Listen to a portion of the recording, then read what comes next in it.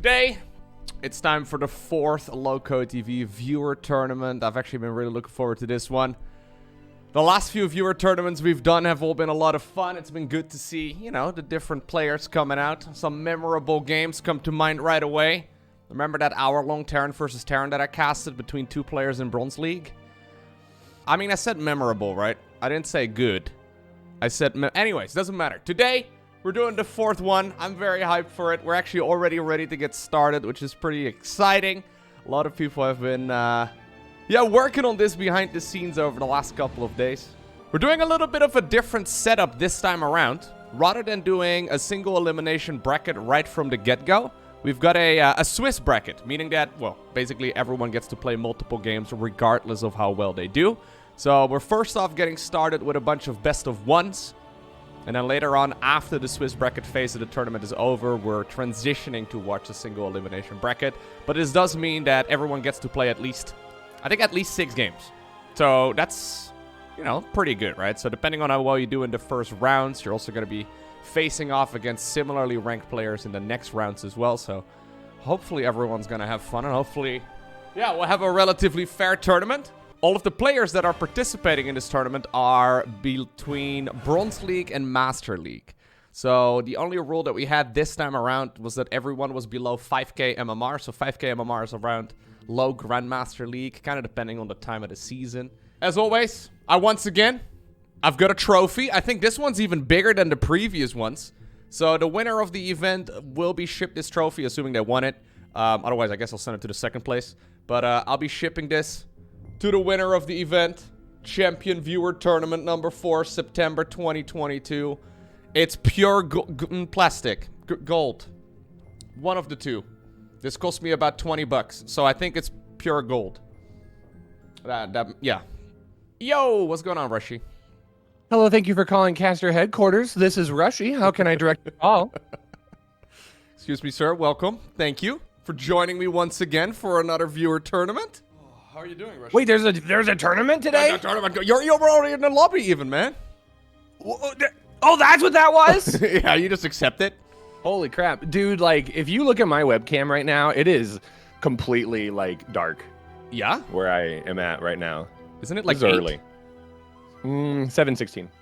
Oh, okay. It's okay. Well, thanks for getting up, Rushi. I appreciate it.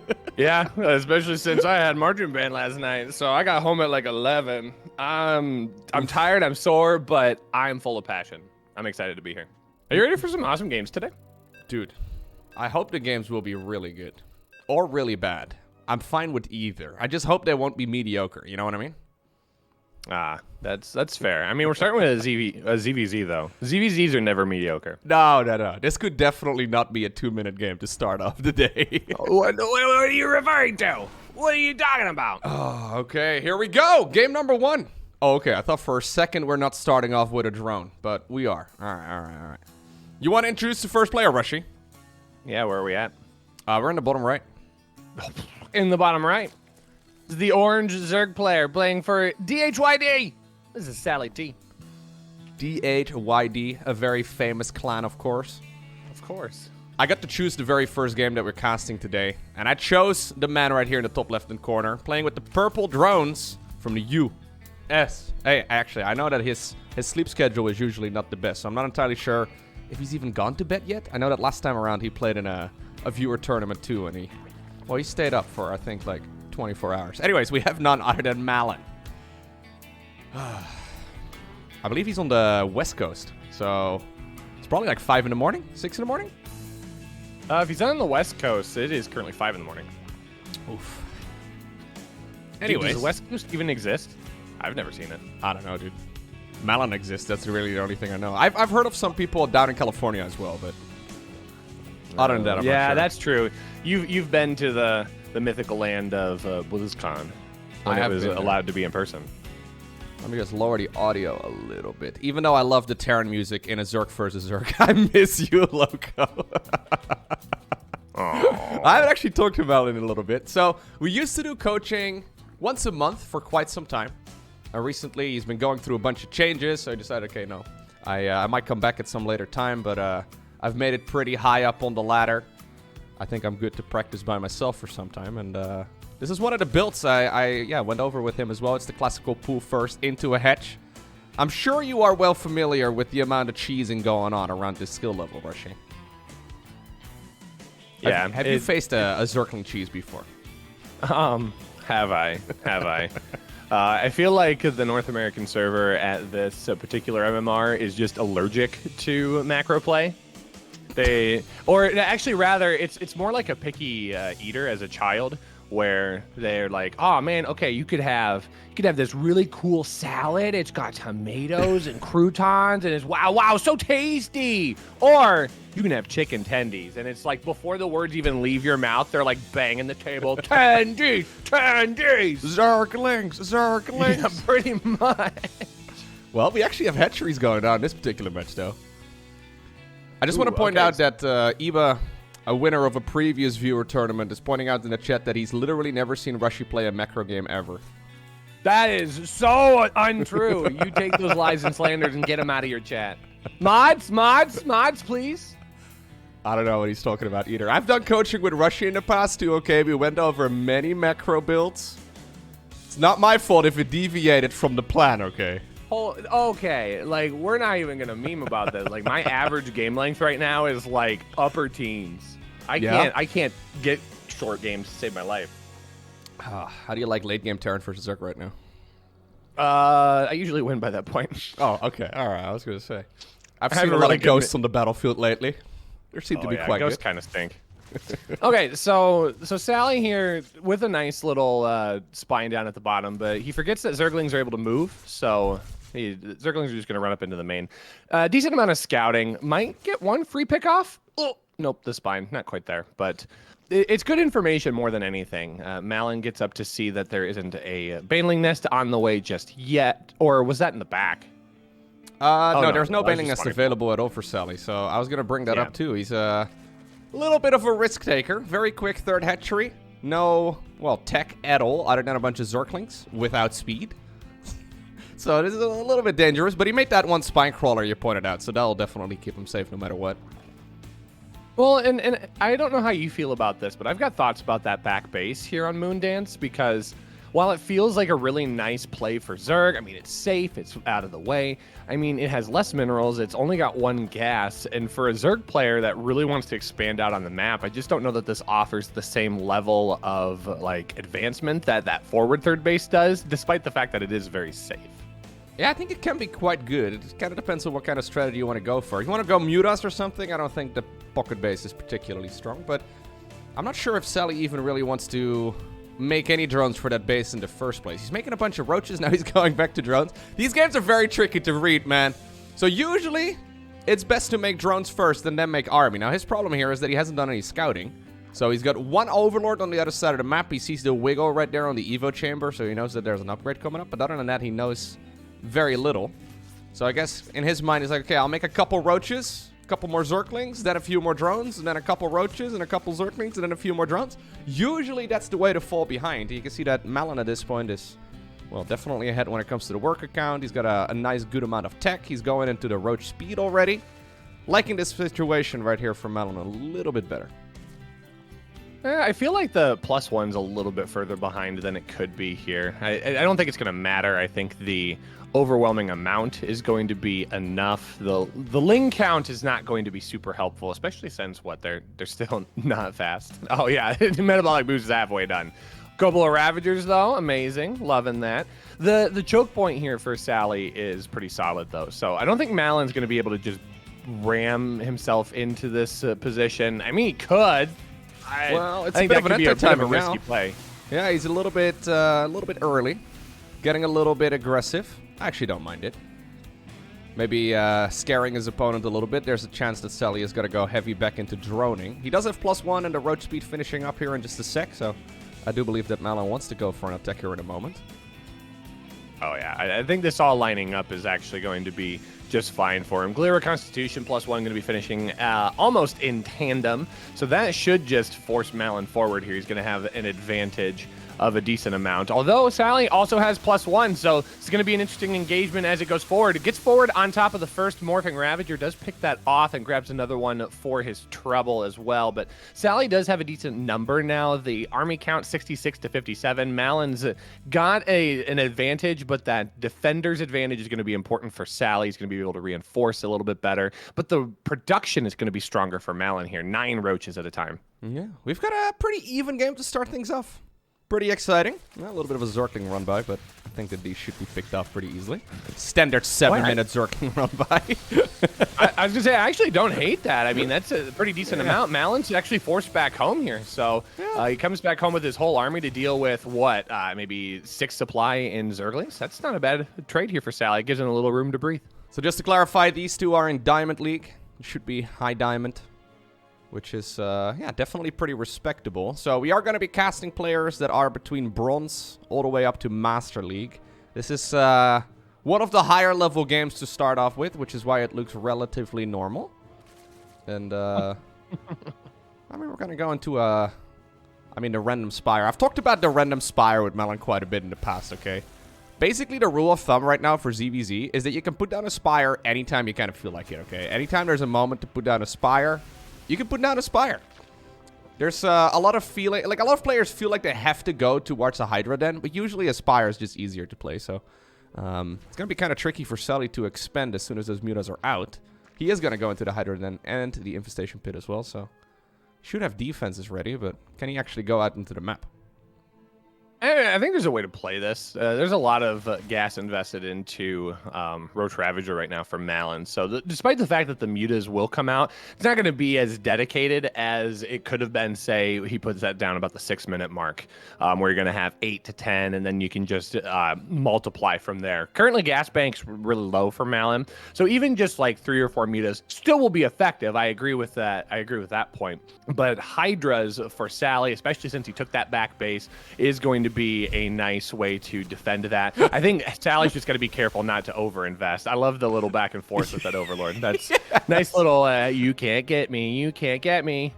I don't know if Mallen noticed it. He put the Overlord on patrol, but Sally, not a basketball player. That's for certain.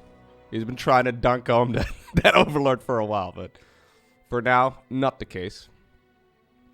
Alright, so there's the mutas coming. At the same time, Sally's going for a Hive. This is... For a Roach-based play, this is definitely relatively passive, right? Usually we see armies trading at least a few times at this point, but that makes this game kind of awkward too, because you don't really know exactly how much the opponent has. So Mallen did save up a lot of gas. He's going up to about 10 mutas here right from the get-go. And we're flying them around the map. The little Scouter Overlord on the right side of the map, dude. That one is proving to the mutas that everything is safe. I mean, I gotta say, I actually didn't expect him to invest nearly this much into the muta count. It looked like he was going to continue his Roach Rat. Oh my gosh, this is rough here for Sally. And Sally's now going to start losing a lot of his focus here. These mutas are going to come in on the right-hand side, and there's only one queen for the anti-air defense. So Sally's got to decide. He's got to go now. That army coming back home, it's completely worthless against those mutas. So he's got to push across the map, and Mallen has already responded. Ground army's going to posture up on the high ground and try and take advantage of it, but look at this drone count going down. 14, 15, and climbing. He needs to go with the army. Okay, now he finally commits. I don't know why Mallen is still camping out on the map, but doesn't really matter. He's got plenty of roaches to contest that as well. Okay, there are a couple Zerglings right now going into the natural of Mallen. He's in a little bit of trouble there. Might lose the 4th base, but I think Sally is making a turnaround right here correctly. He needs to win this fight. He's got a lot of stuff. Muta's coming back home, by the way. Oh, yeah. I mean, Muta's coming back home. They've already done a ton of damage on the opposite side of the map. 20-plus worker kills. Yeah, Mallen's going to lose 10, 11 workers here. Actually, decent run by Sally, but I don't think that's going to be near enough. Mutas will clean up the rest of that army, and I don't know how you feel about supply, Lowko, but like 100 down, it's a little rough. Yep. Nicely done right there. By the American Zerg. I don't know where Sally is from. It probably says it on the bracket page. We can probably find out. Hold up. Let me see. Sally is U or HU. I guess that's Hungary. Anyhow. He's in a lot of trouble right now. We are playing these games, by the way, on the European server. So playing Ling Bane battles with ping would have been a little tricky right here. Unless, I guess, 2 players are from America. But GG is cold. Sally gonna end up losing this match. Nicely done by Mallen. GG's. Wait a minute, are we doing best of ones? We're doing best of ones, Rushi. Dude, it's a PvP. PvPs could be anything. Could even be a PvP. It's like a surprise waiting to happen. It's the giant box that's sat under the Christmas tree since like Black Friday, and you're like, oh my gosh, this is finally that Xbox I've always wanted. And then you find out it's like a giant sweater that your mom handmade, and now you have to fight your feelings because like, wow, she spent a lot of time to make that, but that's not an Xbox. That's well said. Yeah, Protoss versus Protoss can literally be anything. This is, we were just casting a Diamond League match. This one is a little bit lower up. That is the most creative GLHF I've already seen. First off, Echo was this. BLDHF. Bad luck, don't have fun. Yeah, maybe. Maybe that's it. Anyway, spawning right here in the top left-hand corner of Stargazers, we have none other than Amemiya. Also known in the chat as Echo Memory. There's a lot of characters in her name usually. I'm not 100% sure how to pronounce any of the names, so I usually just go with Memory because I know how to pronounce that. Anyways, top right from the USA, we have EchoSoldier. Well, Amemiya, I believe, from Japan, by the way. I don't have to announce. That's fine. Oh, sorry. You wanted to... Okay, sorry, Rushi. I didn't say anything. Go ahead. Go ahead. I'm ready. And no, it's already happened. I'm doing the camera zoom. You should do it anyways. It's funny in the top right. I could almost make out words. Amazing. Yeah. What are we doing here? We're faking cannon rushes, proxies. We're doing all kinds of weird stuff. EchoSoldier, by the way, lives together with Nina and Trigger. So he switched to Protoss recently. Just because, you know, he's got people in the same place that also play Protoss. So he thinks that this is the way. Because of that, I've got a feeling he should know what he's doing. But you never know. Okay, what are the chances that Nina's actually awake right now to help? Probably about 100% that she's awake, but to help? I don't know. I'll text Nina and be like, give him bad info. Tell him to make 4 cyber cores. Just do it! Double upgrades for the air units. Because usually Protoss versus Protoss, they end in Tempest battles, right? So you may as well start upgrading them early. I don't know what I'm doing. That's okay. Oh, no, that's fine. I'm pretty sure most StarCraft players, when pressed, would probably say the same thing.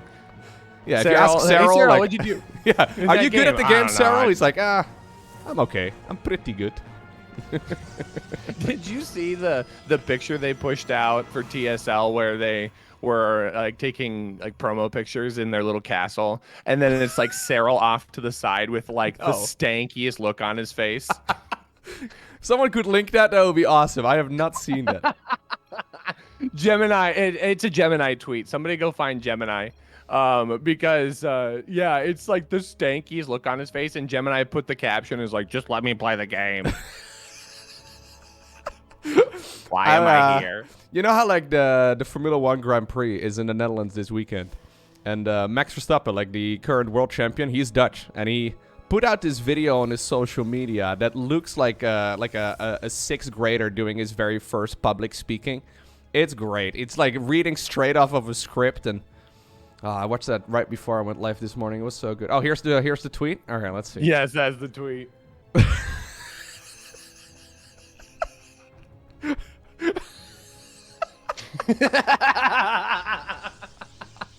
Everyone's excited, except for Cyril.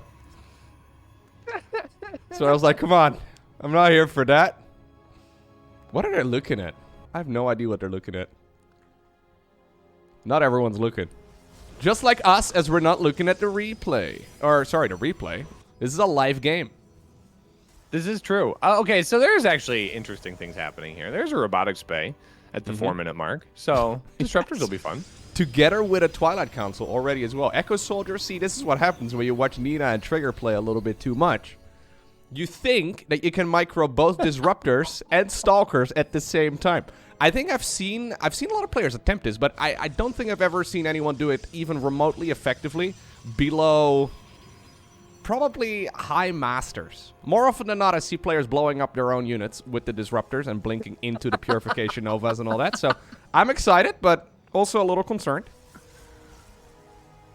Yeah, but you know what? I'm willing to believe that there has been many a night where that has just been like, all right, open up the custom, get to this point, and just practice. I believe. Is that observer speed? Why observer speed? I think he doesn't know what the icons look like. To be fair, I always get them confused as well. But I think he's trying to get warp prism speed. Oh no. Why observer speed? Does he even have an observer? He doesn't. No. He's also a little bit late on the disruptor production. In his defense, those upgrades look very similar, okay? If you wouldn't have brought it up, I probably wouldn't have noticed. Come on, you don't get hired for premier level events in Germany without noticing these things. Gravitic boosters. There it is. I totally knew that name. What's the prism speed called though, Rushi? Gravitic drive. Ooh, there it is. Amazing. Easy peasy. Make a hard one. That is, well. Ask me about New Hampshire. Come on. What is the Infestor Energy upgrade called? It is, oh no, that's the one that always gets me. I know. You terrible man. No. Okay, I'm gonna think about it for a moment. Anyways, there's a game to cast, Lowko. Let's focus. Sorry. There are stalkers moving across the map. I think I caught you with the exact same thing at Home Story Cup. Anyways. You did. Second Stargate coming up here from memory. I'm so mad. I'm so mad. Somebody posted it in the chat. It was right on the tip of my It's called tongue. Path of Your Glance. It's Path of Your Glance. I know. It's fine. Thanks, Congo. Thanks. Okay, so Singular Void Ray. No, two. There's a second Stargate too. Oh, there's two. I mean, it's not terrible. Those really would go well with like a couple of shield batteries. Okay, now he's gonna throw down some pylons, but this is gonna be a bit too late here. This is kind of an interesting push. The supply is very comfortably in blue favor, but that's a really nice disruptor shot, grabbing 4 of those stalkers.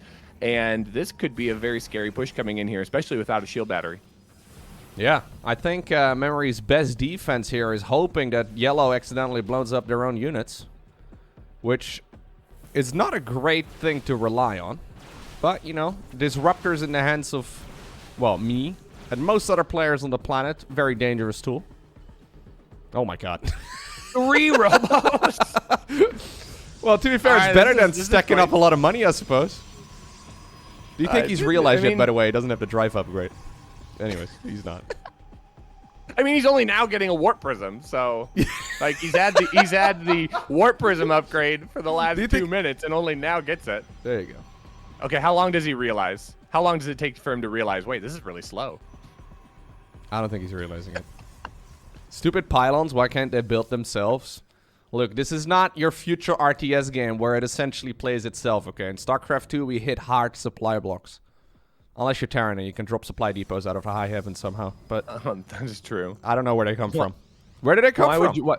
Where would you mule? Why would you mule when you could just supply? Oh, that's going to be huge. Oh, nice hit. That's a giant blink forward. I don't think this is going to end very well here. The second disruptor shot does actually get picked off by the void rays, so that actually works out okay here. He does have an observer. Amazing! Look at the speed go, dude. It was fast. So planned. That is amazing. Yeah. Don't you know, Void's bad now? Oh my god, the BM. Kind of like EchoSoldier's macro. Am I right? Oh! Oh, got him. Anyways. Who's the real winner of this game? GG.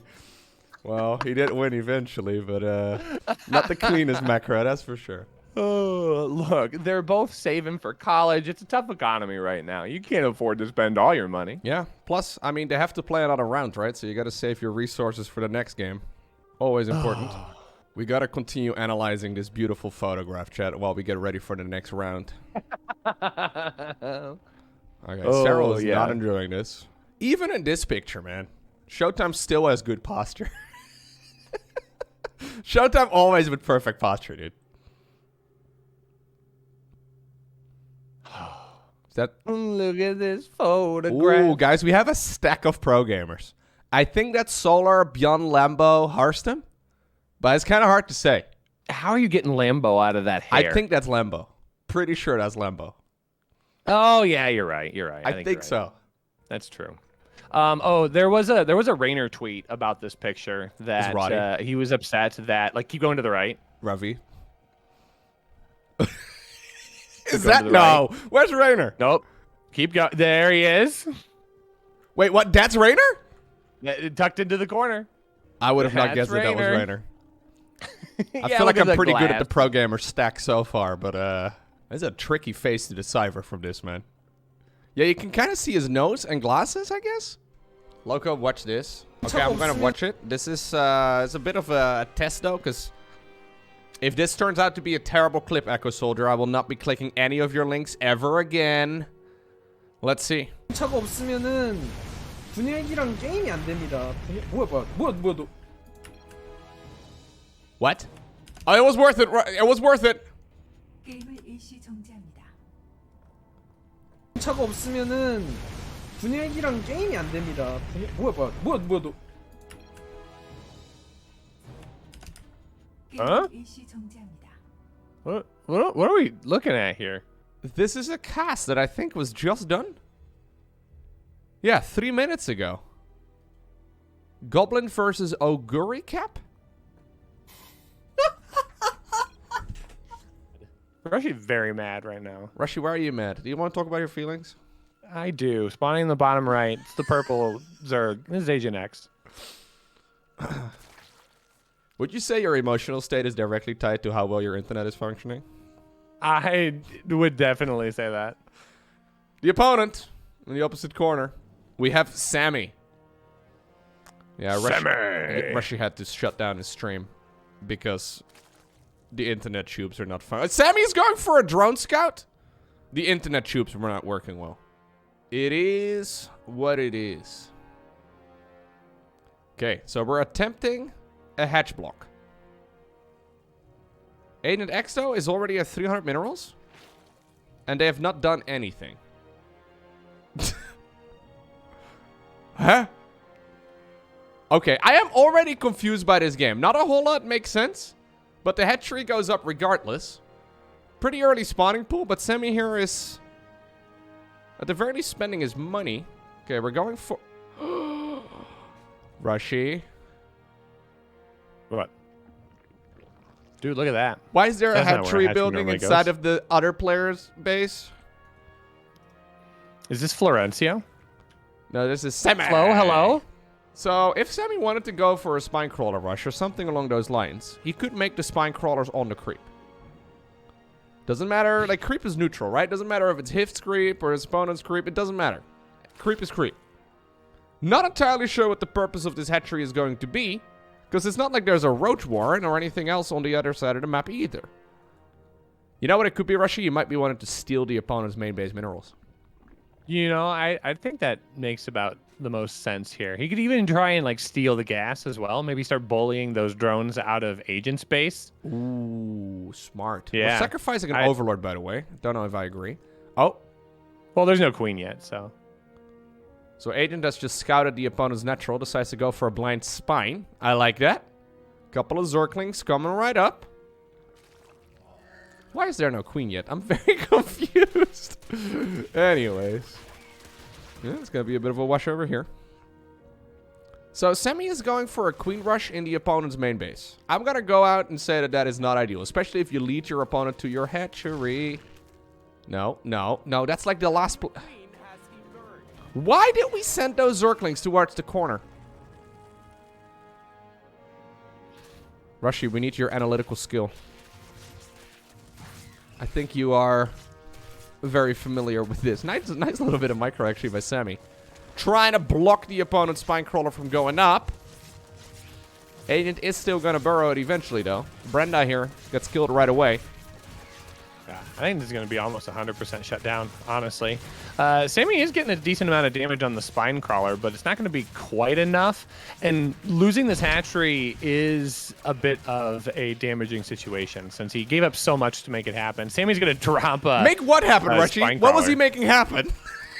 He was making interesting games happen. Oh, it's called content. Oh, he did it for the content? Yo, shout out to Samme. Thanks for the content.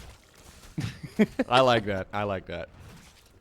There's follow-up lings, though. I mean, the pressure here is still pretty good, but it's not going to be near enough. I mean, he's down half of the worker count. Ah, it's burning. A burning spine crawler is a bit of a strange sight, but This is the Zork skin that we don't really see all too often.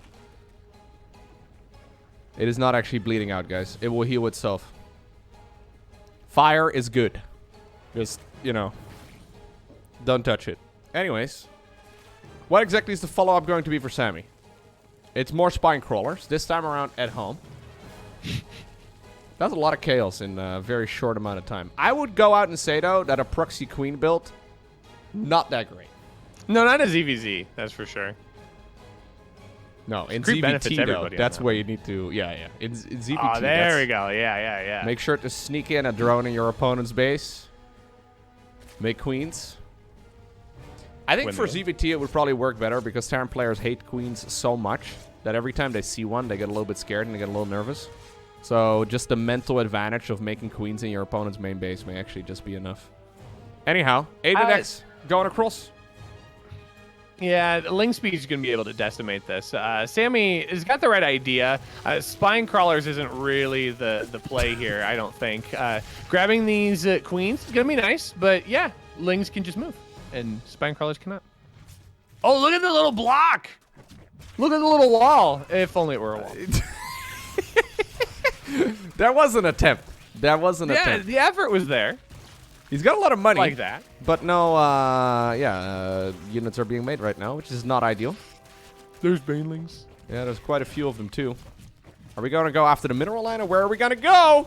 AgentX! Oh, no. All right. Well, 2 workers and a dream, 0 supply. Literally 0 supply. Samme used his last drone to build another spine crawler. No, cancel it! What are you doing? Oh, I was wondering where that last readers were. Okay, that makes sense. GG, well played. Good luck in the next match. Well Samme, done. thanks for the content. Not entirely sure about the strategy, but hey. It was a strategy. That was a game. Yeah. All right. Got ourselves a bit of a higher level game, Rushi. Let's go. Ooh, let's Right go. here. Can I take the first one? Yeah, sure. Go ahead. Heck yeah. Top right-hand corner is the blue Terran player playing for Blazer Esports. This is BlueKnight. His opponent in the opposite corner. A man who's been a community member for a very long time. Usually a bit of a lurker, but he's pretty much always there. We're looking at none other than Pokelex's main hatchery. Pokelex playing with orange. Rushi, why is orange your favorite color? Well, it's not, but What? it's also because it's my favorite color that is also food. This is horrible, man. It's because it's the national color of the Netherlands. Yeah, I was just about to say, what's the song? You gave me like the first. I don't remember. Netherland. Oh, Netherland. Yes. That I is get it. exactly the song. How did you know? That's actually the national anthem. We just say the word Nederland over and over and over again. That was beautiful. Oh, say Netherland. By the clogs and stroopwafel. Exactly. Did you know that the Netherlands is the first country to use the colors red, white, and blue on their flag? No, that was the United States. No. It was before the United States. Anyway, it doesn't matter. No, nothing was before the United States. I'm just What are you talking kidding. about? History began in 1776. We all know that. Anyways, you know what? You know what's funny? I know when 1776. I know when the states official, but I don't know the date for the Netherlands. We have a date too, okay? We also signed the thing, and then we were all like, yes. Not exactly sure when that date is, but I'm familiar with the United States, so got that going for me. Let's go orange, best color other than gold. Speaking of gold, pure gold-colored plastic. No, actually, it's kind of metallic. Okay, not this. It looks really good. Not this part, but that part is. Tink, tink, tink. 45 karat gold. Sure. Let's go with that. It's amazing how much gold you can buy for $20 in this economy. Lift the CC. Do it. Do it. Do it. He's gonna Lift do the it. CC. Yes!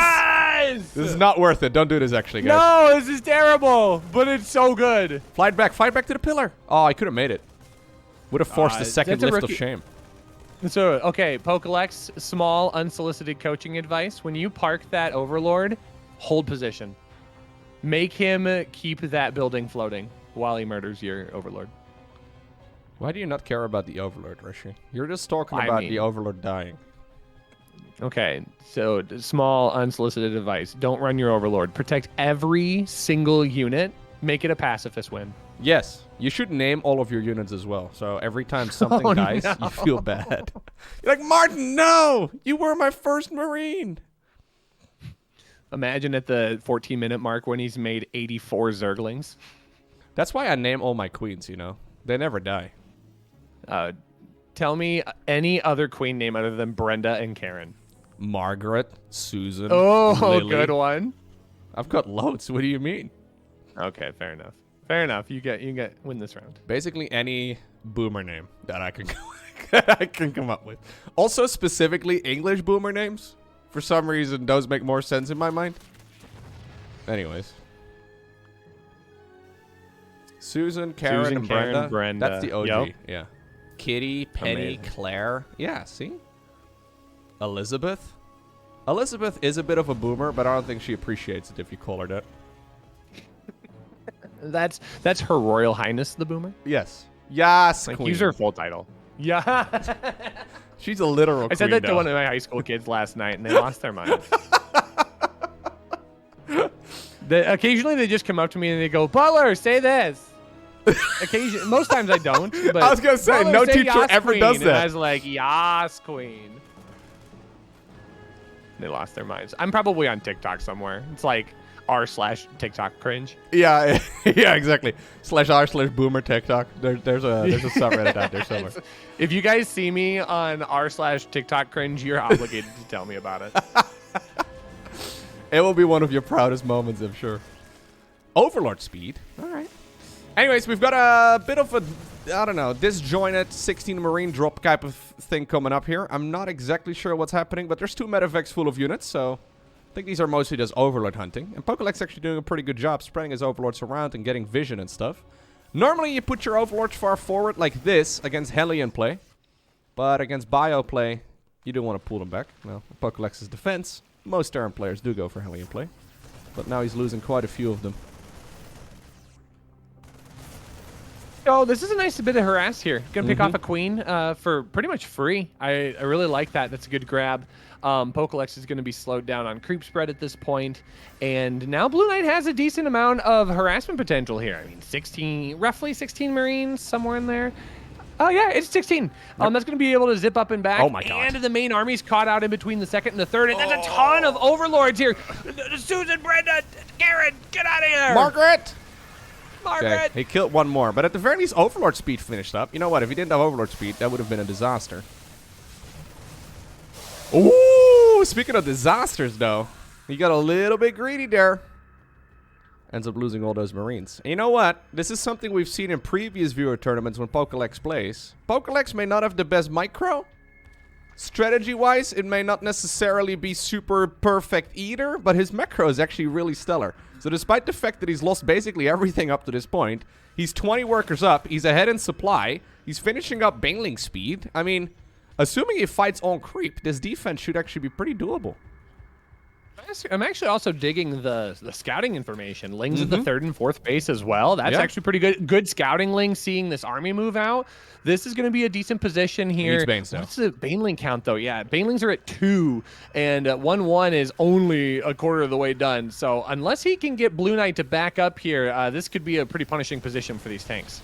Yeah, he needs to wait for a moment until those Zerglings are done. He's going to try and commit a little bit sooner anyways. That's going to cost him a bunch of those Zerglings, and that's a shame for sure. Bit of a disjointed attack. There's no creep on that bridge. Well, part of the bridge there is. Oh. He's actually got very stellar mechanics, man. Like, Yeah, Pokelex is actually, like, we've noticed this before in previous tournaments, too. His mechanics are solid. Multiple control groups for that army. He should really have a control group for the queens and pull those forward as well to try and push back that army a bit better. He's doing a Zergling run by? Okay. Not bad. Okay. Okay, I mean, I like this rotation here. Lots of Lings out on the map. There's really not a whole lot out at the third base location. If Pokelex just runs up here, I mean, he's going to be able to see that this army is on the left-hand side. I would just take that whole group. Okay, he's going to get Baneling. That's fine. I would say just take the Lings. I mean, you could get a lot of worker kills here with just Lings alone. Yep. Yeah, he probably is a little bit concerned for the amount of stuff here that BlueKnight has, but I don't think he realizes that that third base here from the Terran was not quite as early as you'd like to see it. Ooh, SCV's just transferring over HeroGheorghe. Luckily for BlueKnight, he didn't notice. But this is buying a lot of time. I would love to see a 2-2 transition right now for Pokelex and, yeah, continuously spend that money. Anyways, 4CC, just about to finish here for BlueKnight. His upgrades are actually super late, BlueKnight's that is. Like, he's got double NG Bay. You really should start up 2-2 as soon as possible.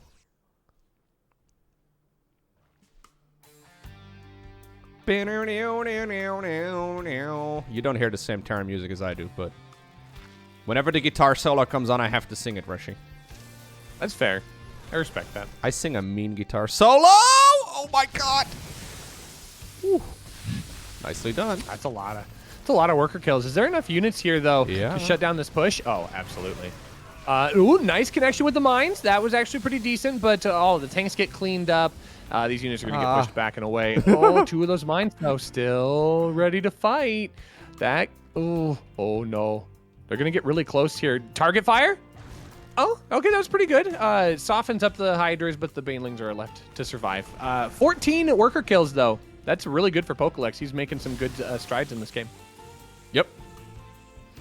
Yeah, that was not the greatest engagement he could have taken there. Especially when you're being attacked, setting up surrounds and stuff. I mean, easier said than done, of course, but when you have a little bit of time, you know it's coming. Pretty much always the right choice. BlueKnight, though, is still relentless with the harassment.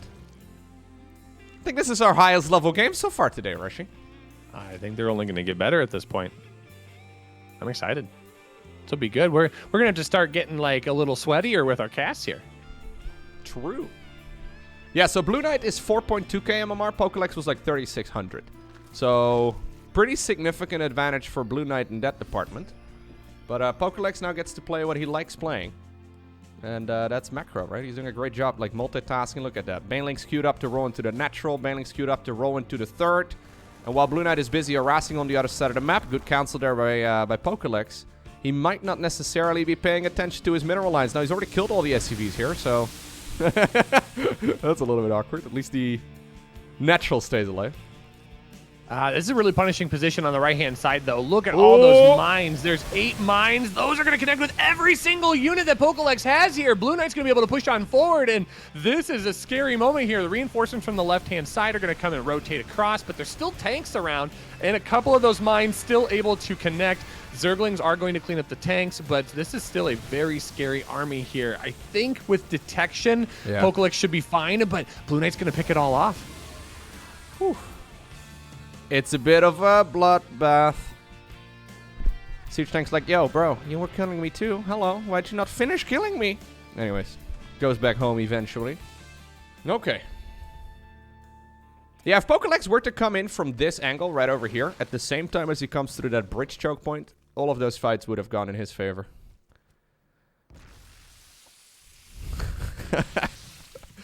Manual detonation to try and kill as many of those mines as possible. There's still more mines available, but he's getting rid of them.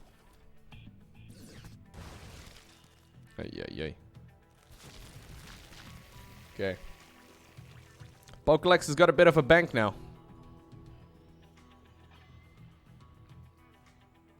What Zerg unit would you buy if you were in his shoes right now? If you could buy any Zerg unit in the world, Rushi, what would you purchase? Lurkers are pretty good. Lurkers are pretty good. I'd buy Lurkers. Vipers and Infestors are just like off my purchase list forever. What about Ultras? Ooh. I would like Ultras are Ultras pretty here, good. just because it's easy to control. But we're we're not a Hive Tech, so. Yeah, I was gonna say we don't even have an infestation pit at this point. Okay. Okay. Speedy Mine Widow, drop mine gonna drop. come into the third base. Yeah. Ultras are too big to pet. That's true. But you could ride an Ultralisk into battle. I feel like Ultras are kind of like dragons, you know? Oh, this could actually be a really good moment here for BlueKnight. It looks like Pokelex is on the other side of the map here. He has spotted this out. Actually, some pretty decent pulls there. Only 6 workers. That's actually really, really well guarded here. Planetary Fortress is not going to get healed up in time, and all of the workers are going to get obliterated anyways. So a base goes down, 16 workers as well. There's still plenty of banelings if they can get out to protect the defense. Is this base going to get picked off? No. Left-hand base is going to stay alive for right now, so no base trade. Those mines are going to fire again, I think, in the back of the third. That's a bit of an issue.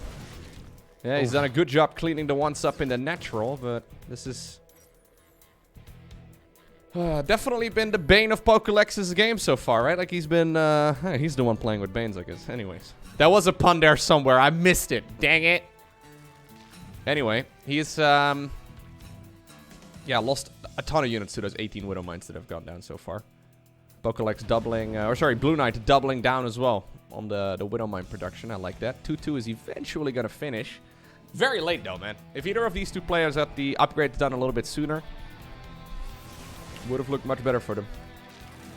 Well, when those mines kill off all of the drones, it leaves those queens as widows.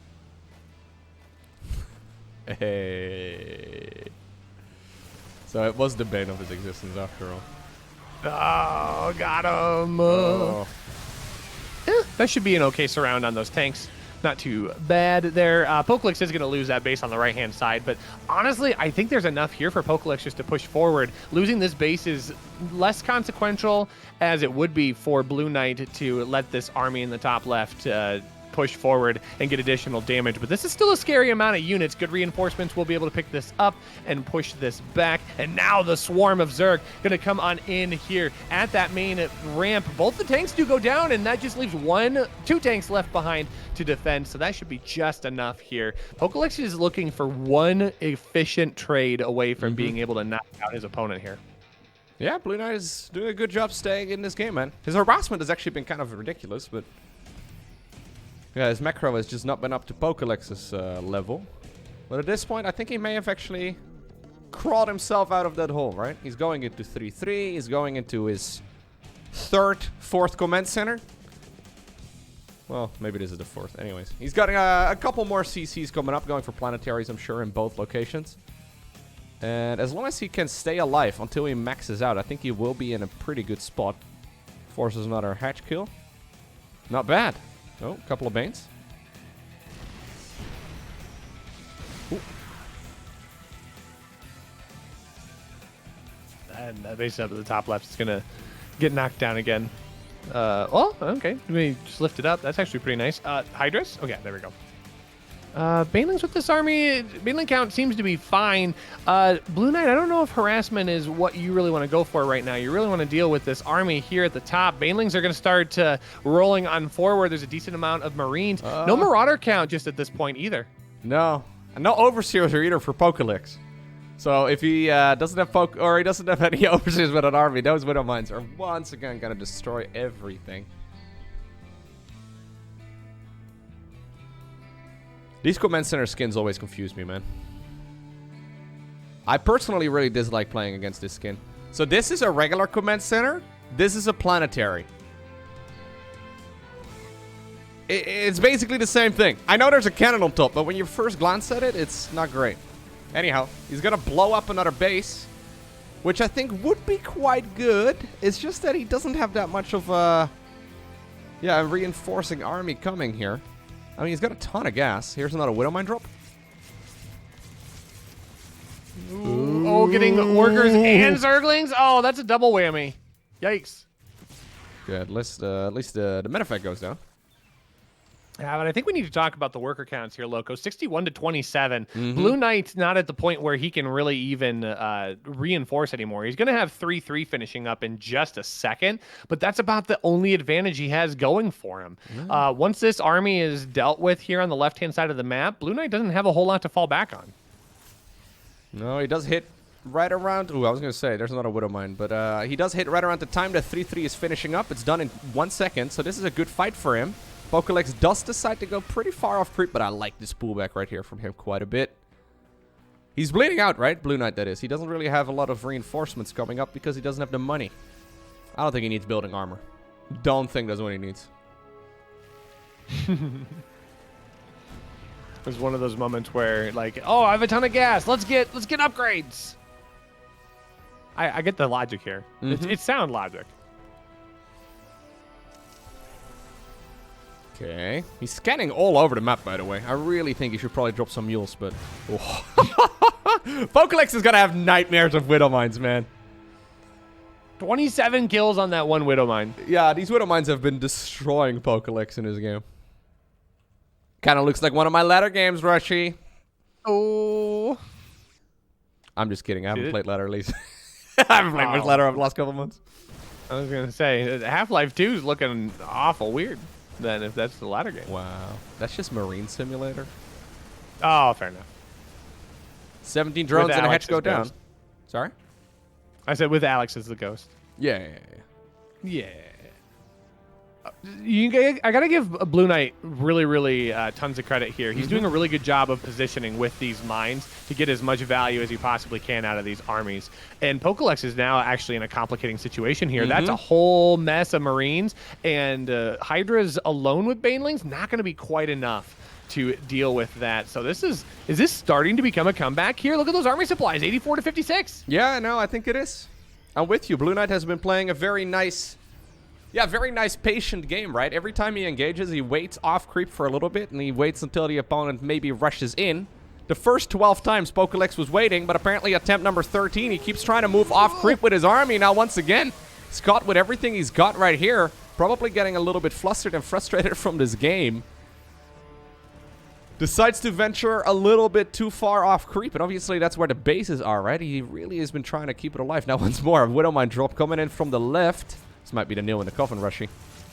Oh, yeah, I think so. Oh, 16 workers! That equalizes the worker count here, and now... Oh, yeah. What a great pullback here for BlueKnight. Well played for the Terran player.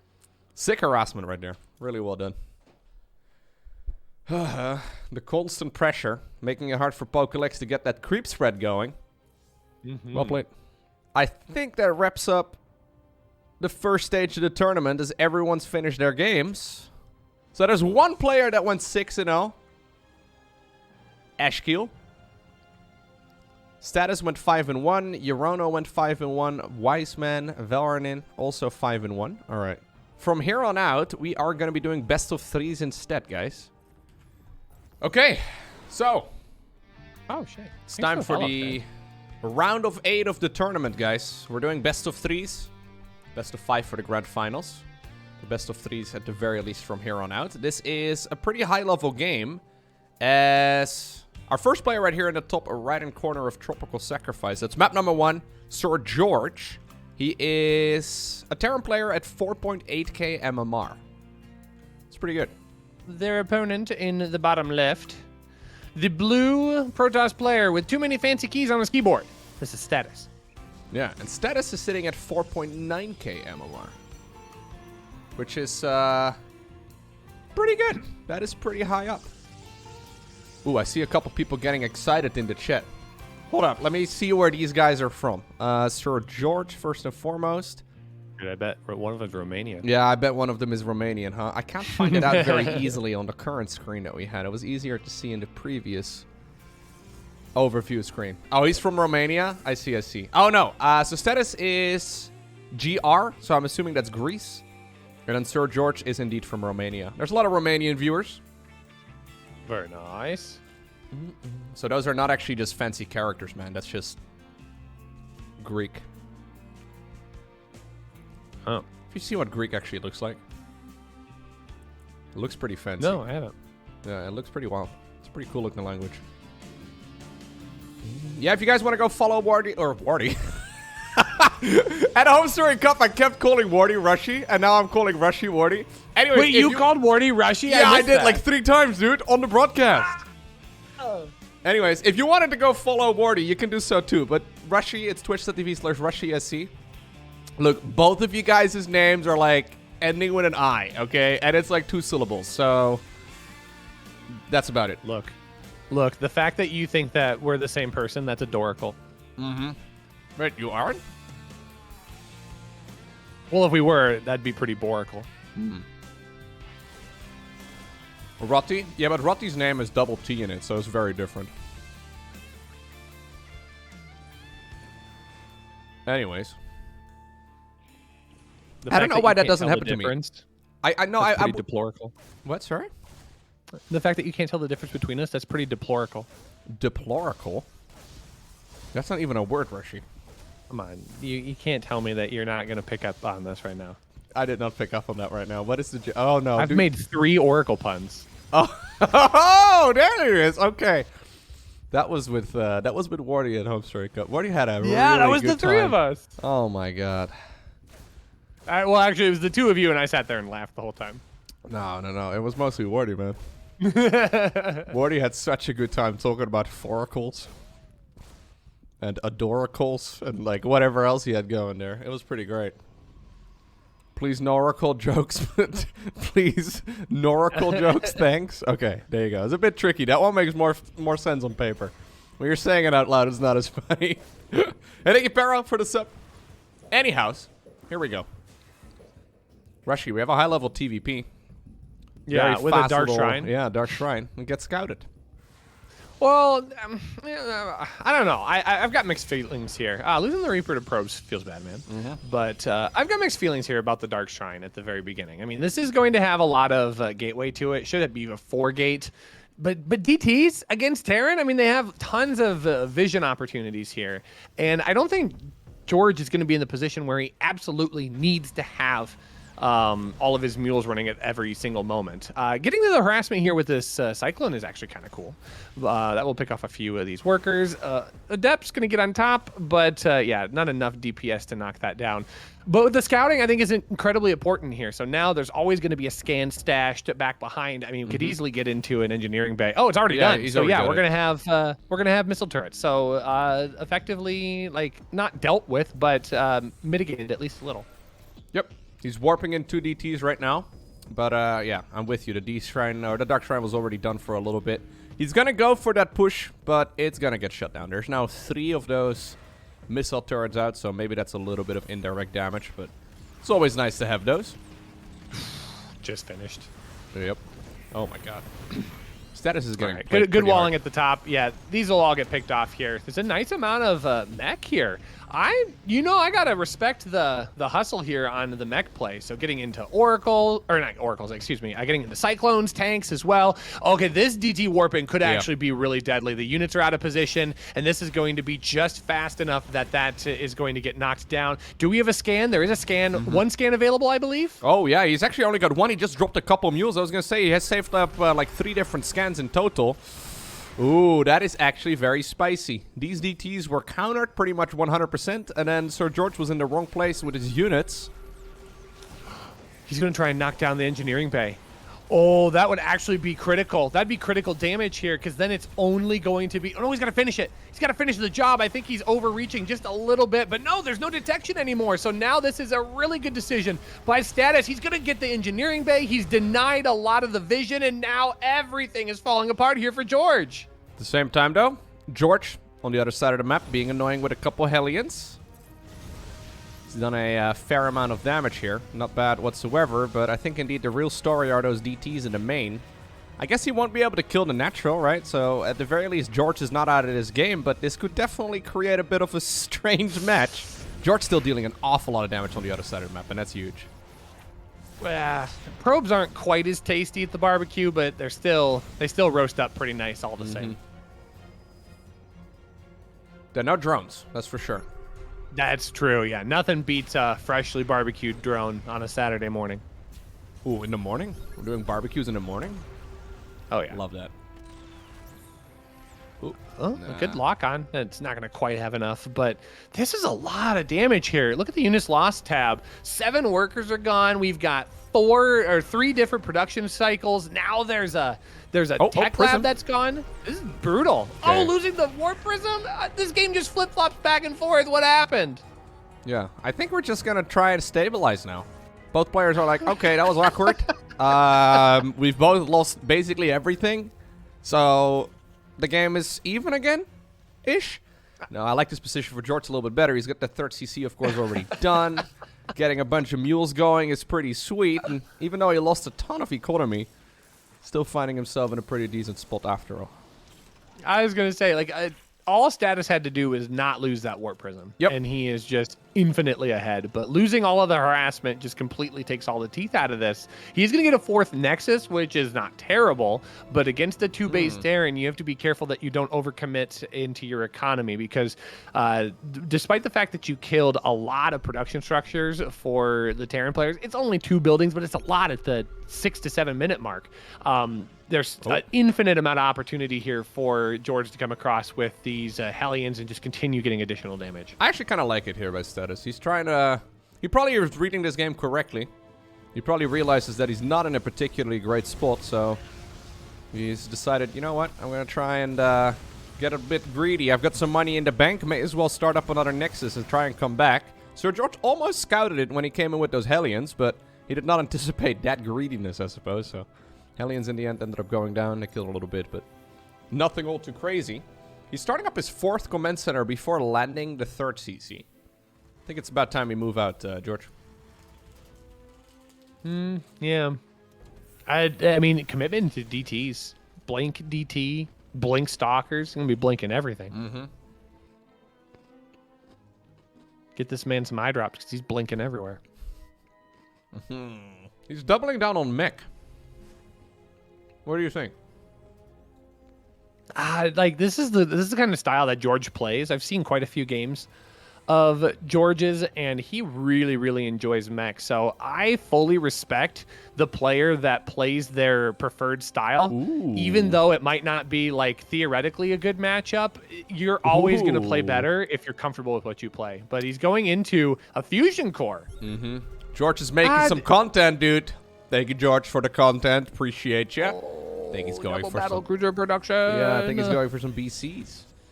Statis is not likely to scout this anytime soon. What he is scouting, though, is the entire map. So now he knows that he's going up against 2-base Terran with 3 CC. Has he forgotten about the 3rd CC, you think? He had to have. Yeah. Yeah, because why would you float over a command center when you could float over the orbital? Why? There is no reason for that. He is re-rallied to this CC, though, so he must have noticed the lines at this point, right? But it's calculated at this point. Maybe he's going to immediately take the 4th. Why not? Catch your opponent sleeping on the 3rd. Like, okay, I got time. When in reality, it's time's up. George, it's time. We got to make the cattle bruisers. Yeah, but there's not enough gas. Gas for 1, but not for 2. Yeah. Oh, he thinks they come out in pairs?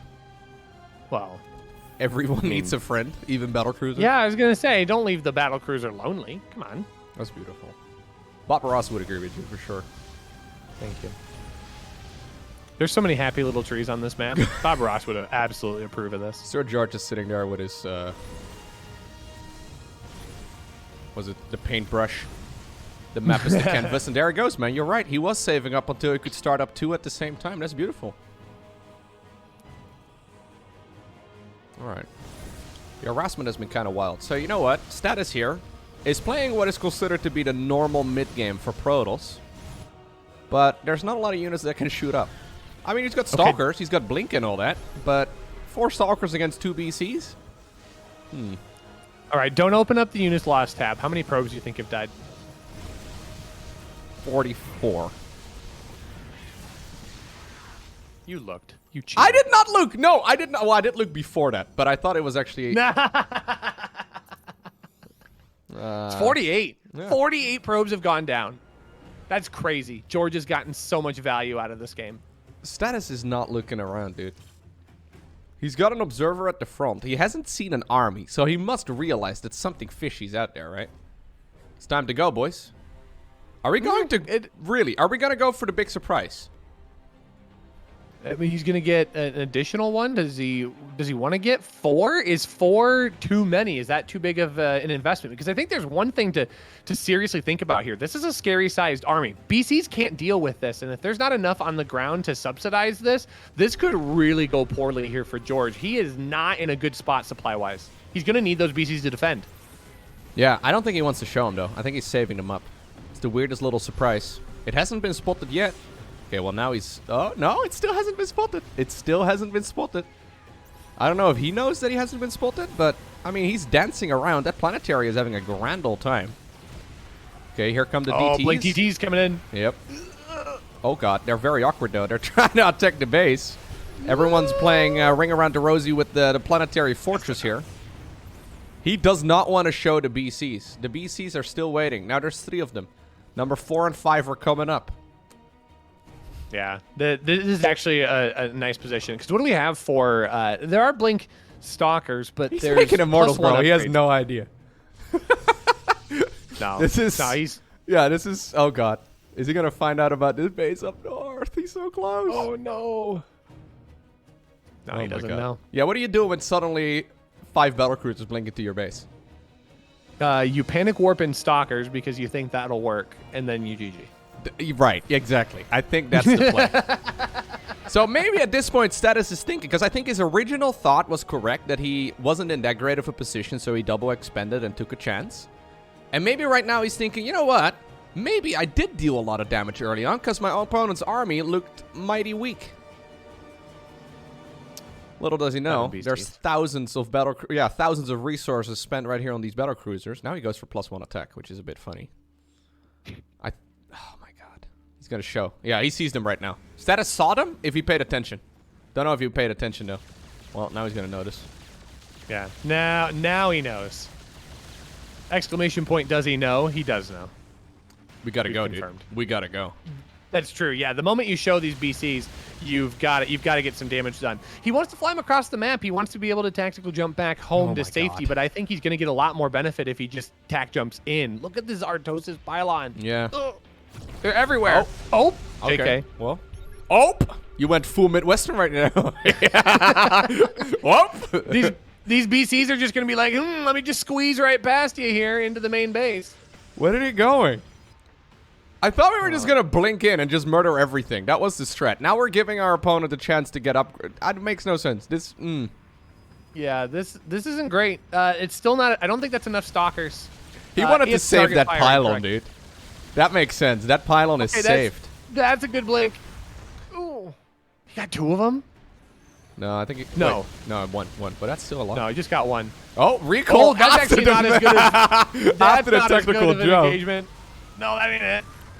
I don't like this very much, though, here for what SirGheorghe is doing. I think he won the game if he just blinked straight into the opponent's base now, because there were like 4 stalkers. He's given the opponent so much time. Like, those zealots on the other side of the map gave the heads up that he needed to start warping in. And, like, you know, by the time that the battlecruisers finally got across the map, he got like 3 entire production cycles in. Ah, what an ugly fight. Okay, so adding in Archons to this, I kind of like, because look how clumped up those BCs are. An Archon could absolutely just knock this this fleet around a little bit. This is still kind of an interesting game. I mean, Statis is up 168 to 133. He's got the statistical advantage, and he's got great economy back behind this. He needs to keep his warp-ins fresh, but he's got to find a way to better deal with these BCs, because as the BCs continue to grow in number, they become more scary. We're at 8 right now. We're about to have 11 BCs, Lowko. 11! Dude, I'm giggling at Weebuck in the chat. He says the Romanian Air Force is strong but uncoordinated. Which is very true. It's very powerful, but they don't really know what they're doing, man.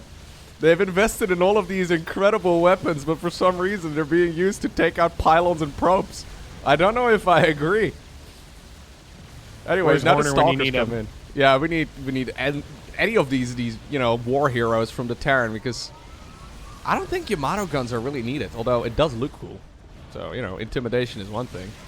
In the meantime, BC is being used defensively as well. Where's that BC going? Man. Oh, he joined up with the rest? Yeah. He's actually been doing some really cute jump micro, where he's got BCs in different sides of the map, and then they all jump to collectively group up. I actually kind of like that. Yep. No, me too. But now he's finally gotten sick, the damage. man, if he started like upgrades sooner on those units. He could have had +3 coming right now. These units, like, you can see when they finish up the +1. It makes such a big difference. Like, every single missile that these guys shoot goes up with +1 damage when you Hellions in the third. yeah, when you get those upgrades in the armory. Well, I think George is on track here. He hasn't quite won this back just yet because buildings are being expanded outwards, and these stalkers are still scary. What? Okay. Okay, that was intimidation. No. That was that uncoordinated attacking that we just talked about. There's another BC. I think he was trying to warp into reinforcements and then accidentally picked the wrong ones. Anyways, every time you see a Yamato cannon going off, though, that's a stalker going down. And it's starting to add up. So he made all those Stargates, and then he saved the pylon temporarily, I suppose. But he really didn't need that Stargate group in order to make a reliable counter against his army. Like, even though it's a weakness that all of those battlecruisers stack up together, there's also a strength when you have enough of them, right? Because now, clumped up stalkers, I mean, they just don't function the same way. Statis says, bruh. Bruh. Bruh. You went DT. Reasonable. Reasonable. It's a best of 3, guys. Remember that. I can't be cheesier than that. Attacking the bottom right-hand corner. He's trying to make the That's going best to be of a it. base that is taken care of, but I don't think it matters at this point. I think SirGheorghe has done the Protoss thing, and he's made a large enough, scary enough army that just can't be dealt with ever. Do I taste a little bit of salt, Rushi? From me? Yes? No. Oh, okay. No, I just think thought you that's were like a saying very that that's a very good Protoss strategy. You Yeah. get to the point where you have an army that is just almost impossible to overwhelm. Like I just think that's a feature, not a bug. There's the council, man. We've now seen 7 Stargates getting cancelled in this game. That's a lot of Stargates. Anyways, Natural Expo here is in a little bit of trouble. But I think if he teleports home, he wins the game, right? I think he can just keep doing what he's doing here. He's knocking out Nexi. He's taking care of all the production. Yeah, I don't think there's a single thing that Statis can do here, unfortunately. How did that command center get here? There's a command center at the 6 o'clock. It's surrounded by Nexi. I don't know how it got there, but it's morphing into a planetary. Amazing. There's a lot to unpack in this match, man. I guess if he teleports over here, there's a recall. Well, there would have been a recall in that Protoss army. Oh my god. A little bit of a dance move right here as well from that Immortal. Very nice. Nothing quite like dying at a rave party, I guess. Seems like a decent way to go. And this is only game number 1. Oh, look at all the buildings center of the map. Statis is trying to recover. He has absolutely nothing to deal with battle cruisers. And I don't think one Desperation Stargate is going to change. Well, he's got 2 Desperation Stargates. I don't think it's going to change much. I think we'd probably need like 20, 25 Void Rays to reliably deal with this. Void Rays, or would Tempest be better? Well, ideally, yeah, but there's no way, right? Sure. He can maybe squeeze out a couple of Void Rays. Yeah, well, I mean, this game's over. What do you mean, Status Rushi? is I haven't seen the victory screen yet. No, see, I get called out on this by my caster colleagues, where I want to always try and leave it open, and it's like, well, they're still in the game. Status is 28 supply, and then like Roddy told me at Homestar, I was like, no, mate, it's over. The game's done. Yep. We just haven't seen the GG screen yet. This is Statis processing the loss. I don't know if they realize it's best of 3. That's what I'm thinking. Yeah, maybe he's trying to like make the best for his minutes of fame on the stream, right? That could always he's recalling the probes down south. Okay, Scotty. I think it's immediately scanned. Okay.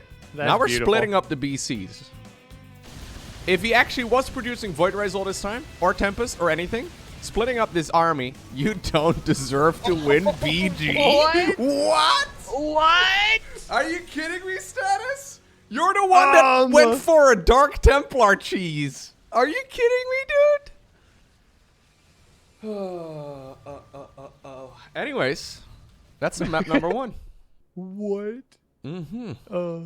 And you guys all thought I was salty. I'm over here being as based as I possibly can be. This is the drama what you guys are here for, right? Getting salty on stream. Not a great strategy. I've been there many times. What does BG mean? BG is the opposite of GG. So GG is good game, BG is bad game. No, we determined this. BG is Bulgaria. Oh, right. Yeah. Sorry, I forgot about that. You don't deserve to win this game. Bulgaria. BG is big game. It's just the Bulgarians being playful with the Romanians. You know how like friendly rivalries are. Well, anyways. BG is big gape. Oh, Battlegrounds. We have a lot of options. Yeah. All right, guys. Game number 2 in our beautiful best of 3. We have a little bit of spice coming out. SirGheorghe already trying to antagonize his opponent a little bit more. Romanian warfare, dude. It's fought differently over there. Oh, that's a Call of Duty game I haven't played yet. Is that the new one coming out? Yeah, that's the new Call of Duty coming out pretty soon. He's trying to antagonize his opponent. So, George started off saying, have fun. Statis says, thank you. But notice the distinct lack of GLHF from Statis. Little bit of salt coming into game number 2. So what do we think here from Statis? What are we going to see? This is where I'm torn because usually you double down on the shenanigans. Like especially if you feel like you should have won, you definitely double down. But how do you double down on a Dark Shrine in your base? Like, it doesn't get much cheesier than that unless he goes for like a proxy, but like the window for that is rapidly closing. No, I think his DTs worked out really well as well in the previous game, especially considering it got scouted. If he wants to go for a proxy, he needs to plant down the pylon right now, but I don't think that's gonna happen. Lowko, when the salt levels reach 9,000 plus, you'll see Skytles. Ooh, I don't think that's a very good idea, but he could. I mean, he could go for a single Stargate. Proxy Oracle could be pretty dope here. Yeah, he would have to plant down the pylon, though. And the pylon has already been made in the main. Little bit late to that party, I think. What kind of cheese are we going to see? I don't think we're going to see any cheese. What if Statis is just playing the mental game right now, too, dude? Like, we think he's salty, but he's not salty at all. He's trying to make his opponent think that he's salty. Is it the reverse mind game? And therefore, he now assumes that his opponent is going to be playing an overly safe game where he's actually opening up macro instead. Oh my god. There's so many layers to a game of StarCraft, dude. This is a reverse inside of a reverse inside of a reverse inside of a reverse. There's so many reverses. Yeah. As a matter of fact, these guys, maybe they'll face off again in the next LowkoTV Viewer Tournament too. So he's already playing for that series too, in advance. Dude, grunge match? I love it. Yeah, Yeah, StarCraft really is like an onion. Or like ogres. They smell? No, layers. Rushi. Oh. Have you not seen the first Shrek movie? That's literally the quote. I know. I was saying that, and then I thought back of the Shrek movie. I was like, ah. I'm like, that's literally the quote. When I was a kid, right, we had VHS tapes, right? It was a long time ago, Yeah. children. What's VHS stand for? Can you tell us? Video hot-ish. No. I don't think that's it. VHS. That's okay. Anyway, it was a funny joke. We got the laugh out of it. Yes, anyway. we had a lot of different videotapes, right? But most of them were like I have 3 older sisters, right? So we had like all these princess movies and all these movies I didn't want to watch. So I watched the first Shrek movie probably, if I were to make a guess, 25 times. We used to just watch the same thing over and over and over and over and over again. And for some reason, I never really got tired of it. But the thing is, we used to watch it in Dutch, so it had like the Dutch dubs, which in hindsight, bit cringe. But Dubs, not subs. No, definitely subs. But, my English was not as good when I, was 6. That's fair. Wow. Not even a perfect English speaker when you're a toddler. You're not a toddler when you're 6. What? You kidding me? Yeah? Really? I don't know what the cutoff point is. I guess that'd be school age. So yeah, I guess you're full on a child at that point. You're a child, Rushi. Jeez, man. What'd you just call me? I'm using advanced level English skills here. Maybe you've heard of them. There's a flying Protoss army coming across, Rushi. Man, everyone was all like, Rushi, you can't call for Oracle. You were right. I actually like a lot of Phoenixes. Phoenix. I like Phoenixes a lot. I think these would benefit from +1, honestly. Are you Roddy? And it would make Roddy happy, too. I like Phoenixes. Definitely a tricky unit to control. But, I don't think we want to go all the way back for that one SCV, do we? Yes, we do. Oh, I guess we do. Oh, okay, he splits them off. Okay, splits them off. This is a particularly, like, cheesy but not cheese build. So if that makes sense. there is a Raven, by the way. You want to count how many seconds until the Raven dies? 1, 3, 1,000, 2, 1,000, 1. 1,000. Come on! Oh, so close. Boop. Yeah, that's expensive. I also like how we both counted, but we counted different directions. That's not how you count down, Rushi, but it's okay. You were counting from 1 to 1,000? Yeah, I was counting like how long it was gonna take. Oh, okay. All right, I was playing the caster game, but that's okay. We're counting up downwards. Wait, you're getting up down? We're What? counting up downwards. Sure, let's go with Next that. time you're gonna want to go inside and out. Ooh, they should make a map named after that. That'd be nice. Well, follow Void's behind this. And +1! Oh my gosh. Roddy's busy right now, but he's smiling. He doesn't know why, but he's smiling. Of course. Inside and out. It's a pretty good map, dude. I think Yeah, George counting is up, not Agree. feeling too good about this game. You know, I don't feel like he's in that terrible of a spot, though. He's not really that far behind. He's got an equal worker count I right don't now. know. His I don't army... like the Void Race, man. The Void Race suck. I feel like if this was a standard Colossus follow-up, I guess he went double Stargate, right? But this push is going to be kind of scary. Yeah, and that's where the Phoenix can actually kind of hurt you, because once you lose your ability to pick up massive amounts of unit and kind of signal them off, it just isn't that useful anymore. And then once again, like we run into the same situation that George almost ran into in game number 1, where he had enough in the sky, and if you don't have enough on the ground to deal with that follow-up push, then you just lose anyway. So we'll have to see if Statis can do the same thing that George did. And hold. This is a scary Terran army. There's no... Well, there's one shield barrier in the natural, but it's not... Oh, he's done supply block yet. too. Yeah. That's okay. Tanks should get lifted. No, He's gonna lift Marines at this point. Yeah, he has to get rid of the Marines. I don't think the tank really matters. Ooh, that's why the SCVs are here. He's gonna build some turrets. Might be a little bit no. overly ambitious. There weren't enough Marines there. I'm not exactly sure where the Marine count went. 29, I guess, he's gonna went let down. them all yeah. get killed too. Yeah, I guess a lot of them got killed. That was kind all of of them painful. got killed. All 4. No, I meant the Marines earlier. I guess the Marines already got picked off as well by the Phoenixes before that fight, because the Marine count was kind of low. If you had, like, you know, all of the Marines, like 29 have gone down this game. If you would have had, like, 20 in that fight, I think it would have looked quite a bit better. But Yeah, dude, all right. This new Activision game's looking great. Which one? Romanian Warfare. Oh, no. This is Statis now going into... Oh, this is Austrian Warfare. This- The DLC. Was this... Yeah, was he from Austria? Yeah, Tyrol. No, he was from Greece. Status is from Greece? Yes. Oh, I believe you.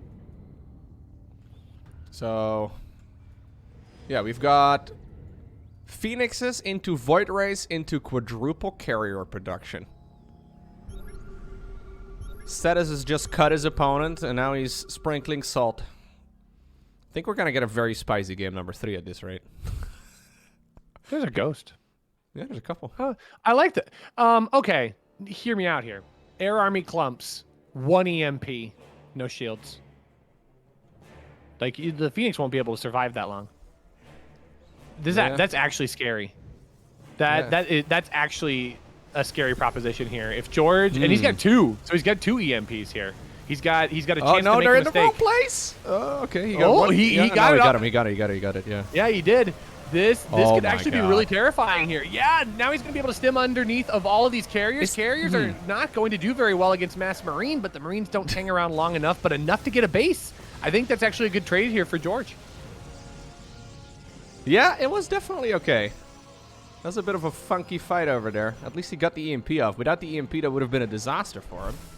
Now he's popping out 12 Marines at once. He's going into 2-2. I think we just doubled down on the carrier production here, Statis, man. Yeah, maybe go into like charge slots eventually, but for now he can't really afford anything other than carriers. Thor Marine. Ghosts are pretty good units, Rushi. Yeah, ghosts are really good. They're quite alright. Lowko Key, stop saying somehow, some way when you cast. It's redundant. Maybe somehow, some way I can. But no promises. No, I'm open to feedback. That's okay. I think there's feedback, and then I think there's opinion. And Yeah, true. Maybe I can turn it around. Some way, somehow. oh, I like it. Ooh, that like works. it. That works because it's the same thing twice. Somehow, some way, I don't see Lowko changing that. Anyways, we're going into Colossi together with carriers. Basically, Statis is hovering over all of his units, and he's like, okay, what costs the most gas? We found the units. He's found a Terran army as well. Oh my god, lasers. Lasers! Lasers! Yeah, but those Thors are still alive. Yeah, but lasers. Yeah. But okay. Okay, lasers. Okay. lasers. Oh my god. Status, dude. How am I losing? Lol. Yo, this is gonna be a spicy game number 3. Yeah. I mean, this game's not over, dude. No, this game's very over. Ah. Assuming Status moves out, there's no way, dude. He should just attack move right now. He's rebuilt the carriers. Well, that's got or to the happen. interceptors. Yeah. He's got to get across the map. Once he gets to the other side of the map, I'll agree. Game's over. But Marines if are he sits bad back and confirmed, guys. SirGheorghe has figured it out. Turns out that the Romanian Air Force is more powerful than their Marines. And that's the thing that we found out. No, you can't lift Thors. This is true. I think George is the first Terran player to ever say the words Marines are a terrible unit. I don't think any Terran has ever said that before. They're like probably the strongest overall Terran unit. No, that probably goes to the Ghost. But anyways. GG. All right. Sis? That's funny. Sis won the game. Congratulations, sis. Okay, we got a game well number done. 3. Alrighty. All right. Rushi, you want to do the honors? I do. It's the grudge match here. Winner advances. Top right-hand corner of Data C is the red Terran player. This is SirGheorghe. Do you think we're pronouncing his name correctly? Do you think it's actually like SirGheorghe?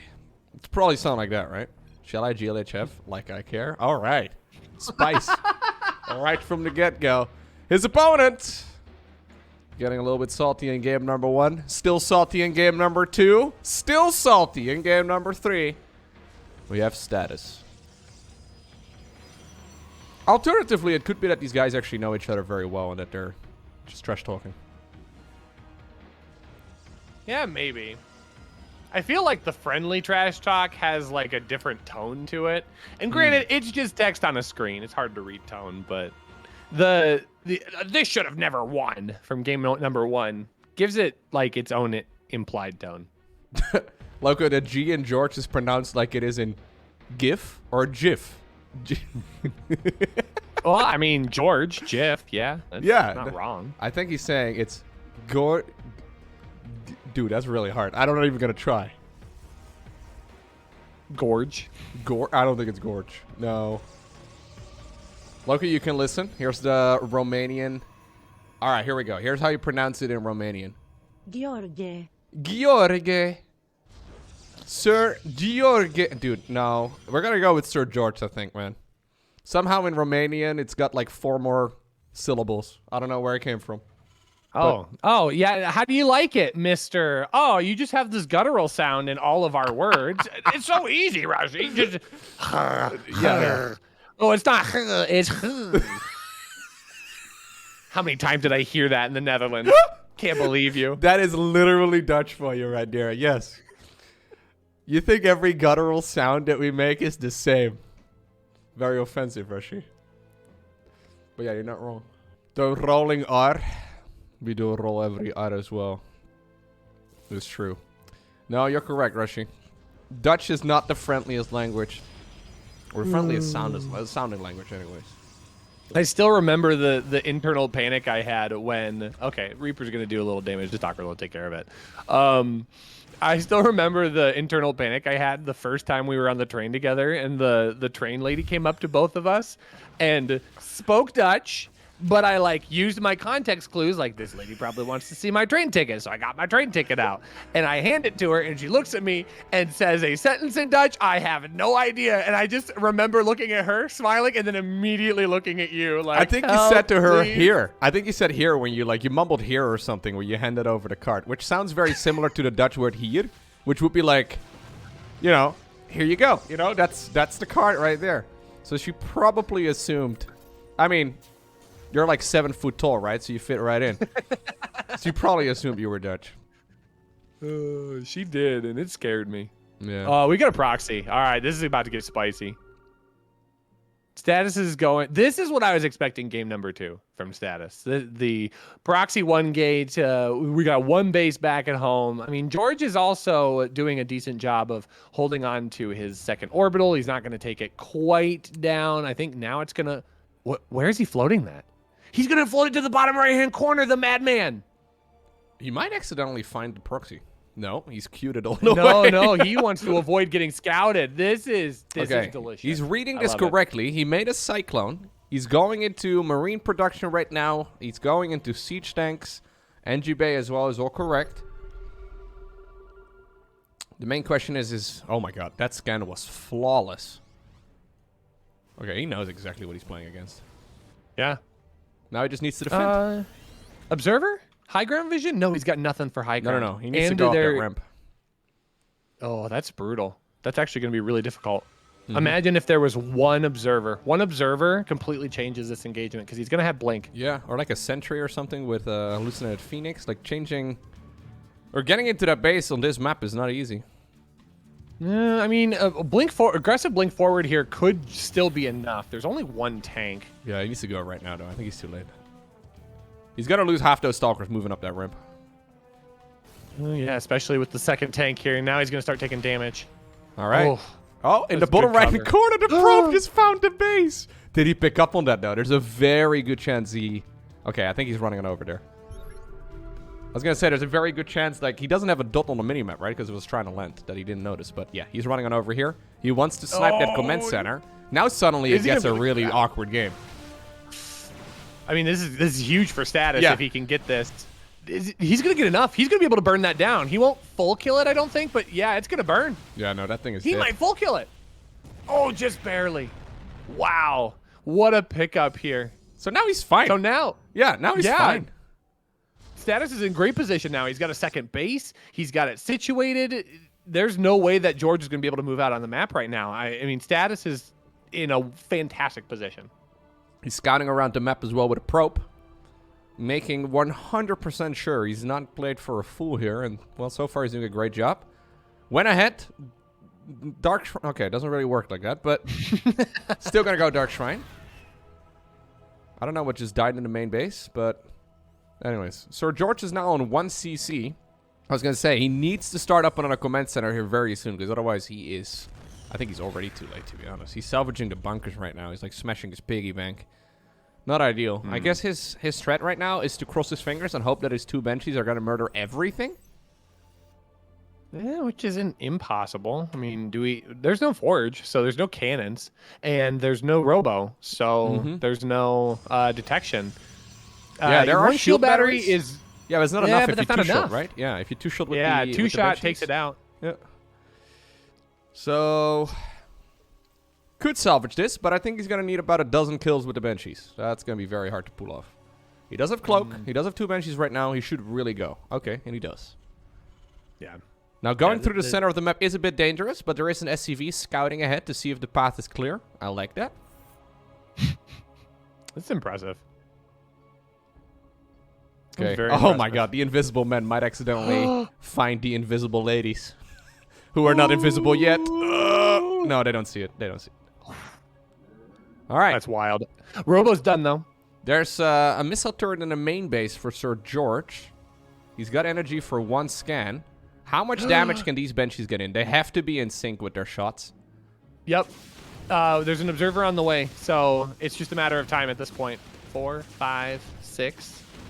Oh, nope. Targeting stalkers. Actually kind of good tech there. Okay. Got a decent amount of damage. Oh. That didn't connect. Oh, it ran out of vision. Yep. Oh, I hate that about Banshees. You can get the shot off, but if you don't have vision of it while the stalker shots connect, it won't do damage. It feels wrong. Yeah, it's a bit funky. Orbital is going to go to the low ground. There is a Raven available at this point for George, which I like quite a bit. And I think now he's going to play every Terran player's favorite game. And that is the turtle game. Do you think he's going to turtle? I think he's going to sit here. Oh, okay. Yeah, probably. He's seen the DTs, so I don't think he really is going to do much. Yeah, he's going to go for another CC. Might go for another CC if he finds the resources for it. What did he just kill? It was on my screen for a moment. What did he destroy? Like a probe. I think it was like a probe. Maybe he killed a critter, man. Was that a Dark Templar? Oh, it was 2 DTs. Okay, okay. Oh, nice. That's pretty good, actually. Good grab. I'm surprised that he hasn't gone after the proxy yet, because he knows where it is. But maybe he doesn't think it's that big of a deal. Yeah. Since he's he'll probably try and get it at some point, but bunkered in. Yeah, the Raven is here for detection. The Raven is very useful. He's going for a second Raven. Might be a bit much. Take that, destructible rocks. I don't think destroying rocks with guns is the most efficient way of doing it. I'm no expert on guns, but don't think it's a great idea. The destructible rocks are destructed now. Yeah. Lowko, why does your Fanta look much cooler than ours here in the US? Oh, stop rubbing it in, guys. I never It knew hurts that my there was a feelings. different colored Fanta until, well, streaming, I guess.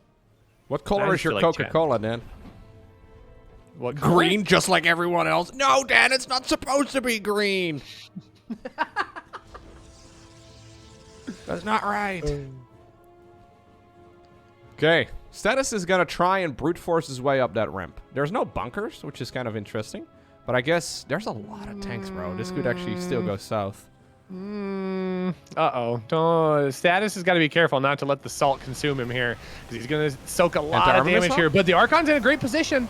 Big Oh blink my onto God. the tanks, knock out the tanks. That actually worked out pretty well. Great disruptions onto the Archons. That does take away a lot of the damage potential here, but I don't think it's going to matter here. I think enough damage is going to be done. One final tank up at the top is the final boss here. GG. George has to tap out. Statis recovers and makes it work. GG. Fun series. Very good series. Yeah, very think well done. Very spicy. the next rounds have probably already been played. We were there for a little while. Lowko, I hate to do this. You gotta go, Rushi. Go. I do. All right, man. I've got some company that's coming here. So, Oh, thanks for joining me. That was a lot of fun. yeah, man. Good Yeah, luck. man. This is a good time. I always appreciate it when you invite me for this. Maybe Yeah. next time I can make sure I can actually be here for the whole thing. No, that's okay. That's totally fine, man. Yeah, thank you so much. That was fun. I didn't All mean right, it like, you got like you got that. That's called what I out. meant. You got called out, man. Wow. Okay. My powers don't exist when you are here. It's okay. Clearly. That's fine. I should have stepped away for a moment. Yeah. Really, this is your fault. Yeah, thanks for joining, Rushi. You're welcome. Thanks, chat, for being cool. Chat Thanks is gonna for be being stuck with awesome. me now for the rest of the day. Guys, make sure to check out Rushi's channel. It's twitch.tv/RushiSC. Alrighty. Here we go. Our second semifinals. Top right hand corner of this best of 3 series in game number 1. We have none other than Statis. We saw him playing earlier today. Bit of a spicy series against SirGheorghe. His opponent in the top left. Is that Coco's clan? I haven't seen Coco's decal, but fair enough. We have none other than Jesu. The clan is called the Coco Co. I like that, actually. I did not know that. That's fantastic. I think that's the Coco Company. Yeah, I'm familiar with Coco's emote. Yeah. It's the Coco board. I see. Yeah, that's fantastic. Okay, I haven't seen that decal before. Alrighty, so MMR-wise, I mean, as you may have already guessed, we're getting to the end of the tournament. The maximum sign-up limit for this event was 5k MMR. We had our first, grand finalist just now, who's at 4.9 in Ashkiel. Statis is 4.9k as well, and Jesu is 4.8. Statis getting a little bit tired, apparently. That's what he said. Why is he tired? It's only 8 p.m. in Greece. Well, I think the reason is that he's been playing games for about 5 hours. StarCraft 2 is mentally pretty exhausting. And, especially when you're playing tournaments, man. Especially when you know your games are getting casted. At least that is what I've experienced myself in the past. I've never really played many tournaments. But, yeah, it's rough. It's... Especially when you know I tend to make fun of people too, right? When they make stupid moves. You're trying really hard not to make stupid moves. Okay. Recalling the probe. Actually worth.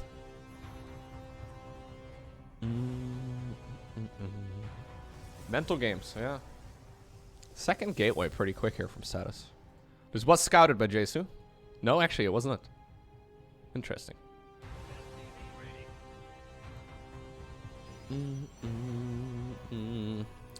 Jesu is... I don't know if I can find where he's from. Jesu is... Oh, yeah, he's from Great Britain. That's what it says anyways. But on the flip side, it also says that Ashkiel is from North Korea. So, you know. You can probably enter whatever you want. No, Statis is from Greece. He's not Romanian. SirGheorghe was from Romania. Again, I'm just going off of what they entered when they signed up. Okay. So, Jesu playing a pretty conventional 1-1-1 here. Not really going into any craziness. Playing it safe. Playing it sound. I don't mind that. He does have 2 Reapers out, so at the very least he's going to be able to... Yeah, get some nice scouting in. Maybe YOLO 1 into the main base here in a moment as well to figure out the tech route. Statis, though, has decided to go for the Robo facility pretty quick. So I don't think he's really going to be under a lot of pressure. Jesu, that is. I mean, there might be some pressure here in a little bit, but this is both of these guys opening up with a macro-focused style. Statis just now got scouted, so he... Well, Jesu that knows. Or Jesu at this point knows exactly what he's going up against. Orbital command. Gotta mine out those resources, and very soon he should be able to acquire the resources here in this pocket base too. So I don't think we've seen Jesu play yet today. Not exactly sure what his playstyle is. We did find out though that Statis definitely does not mind going for some spicier strats. We saw him going for a Dark Templar rush. We saw him playing mass Skytals as well, which I don't think is necessarily that great, but certainly does not mind playing some more aggressive games. Anyways, Jesu. Yeah, even going now into the starport with a Raven and another bunker. This guy is playing as safe as he possibly can. Just the way that Coco usually plays as well, right? Super safe, never any cheese. Always making sure that all the T's are crossed and all the I's are dotted. What did you do? Wait, you played against him, Eurono? What did you do against him, Eurono? So Jesu ended up winning. But, you played some dirty builds?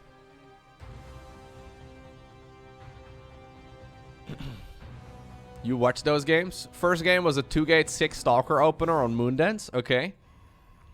That's nothing too spicy, but still pretty spicy.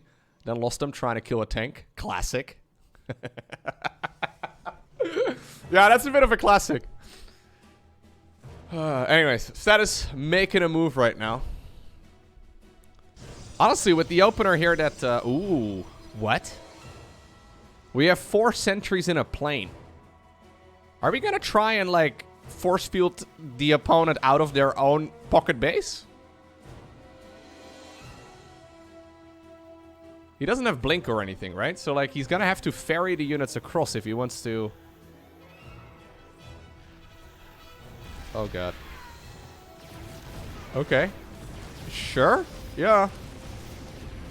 It's a bit awkward, but it will work. There's still a large army over here just kind of sitting. In the meantime, by the way, we did have... Yeah. The Ravens going to town as well. Still 2 siege tanks available, though. You got 1 tank, but I don't think there's a lot of pushing power. Well, I mean, there's a lot of pushing power, but it's a bit dangerous. Don't YOLO in the Raven, please. That Raven needs to stay alive. Very, very brave SCV over here. He's like, guys, I was tasked with mining minerals. So I mine minerals. That's what I do. Who needs blink anyways? Well, Stasis. Or Statis, rather. So he's just sort of camping out here. I actually like that Jesu just committed his base down towards the low ground. Going for the other expo instead. Makes a lot of sense. Oh, careful, careful, careful, careful. Ooh, he unsieged the tanks.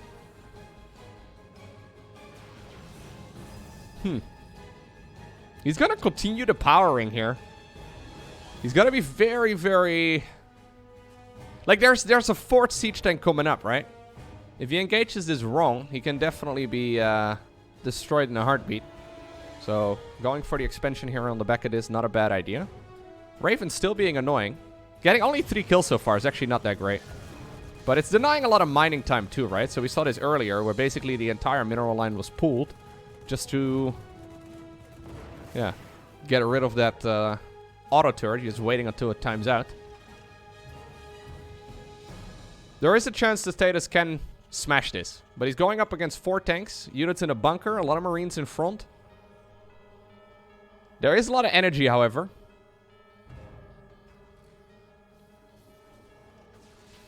Okay, he's scouting. He wants to. He's scouting. That's the 5th siege tank. I think this is the right move. Decides to go back home. Oh, free Raven. Ravens are pretty expensive. Well, I mean, he doesn't know that there's no units in the bunker, right? But I think that move right there, going back home, is the right one. Just go into charge, keep expanding behind it. Obviously, the opponent here has been quite scared, so Jesu hasn't actually gone for a 3rd CC. Instead, he decided to go for barracks 4 and 5, which is going to be pretty strong. But it also means that he has to get some sort of damage done on the other side of the map. It's not like he can just sit back here, play 2 base versus 3 base for a while. I mean, you could if you really wanted to, but it'd be risky. Hallucinated Colossus. Let's see if Jesu gets scared at all. Those are fake Colossi you're just about to see, my man. He sees them, right? Hey, yeah, look! He saw them. He's like, oh, crap, there's Colossus. Instantly runs back.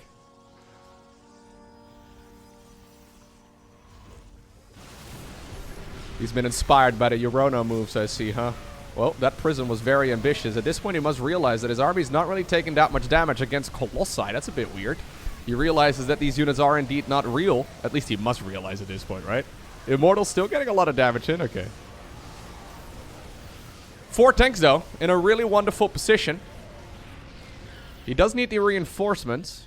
For some reason, there's not as many reinforcements as you expect, but... Bunker at this point is done. Bunker rush at the 3rd base. Oh my god, those tanks, man. Those tanks are plowing through whatever they can. He does need to target fire, ideally, though. Yeah, he's not targeting with the siege tanks, but in the end, they will still destroy the majority of that. Obviously, it's easy to say that you need to target fire down with the siege tanks, but...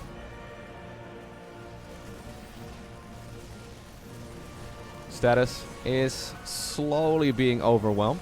If he loses the 3rd here, that would be a problem. I think with reinforcements, he can probably... it's hard to say, reinforcing units here from the Terran are showing up. He hasn't warped in a while. He's got a lot of gas, actually. Both players have a ridiculous amount of gas. Zealots over there helping out the Terran for a moment as well as they attack move on top of the Nexus. Maybe not ideal. Ooh, nice little bit of micro here too, man. Nicely done. Okay, yeah. The Nexus here eventually will die. We've got a ton of gas for both of these. Terran doesn't really need a lot of gas. For Protoss, you could always go into Archons, right? Archons are pretty good. But now he needs to make a choice. Do you go for a third Nexus and just try again? Knowing very well that your opponent is likely expended behind it? Or do you go for some sort of 2-base all-in?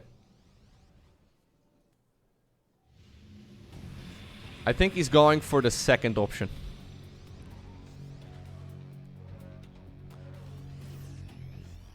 There's a Ghost Academy. So Jesu here, getting a couple of EMPs out would be absolutely phenomenal against this Archon army. A lot of glowy boys and they're fantastic, but as soon as their shields are gone, they will pop.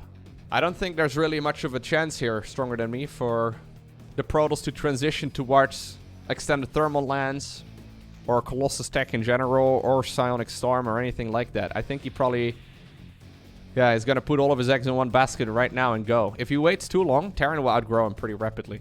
Income here, yeah, this is what's telling the real story.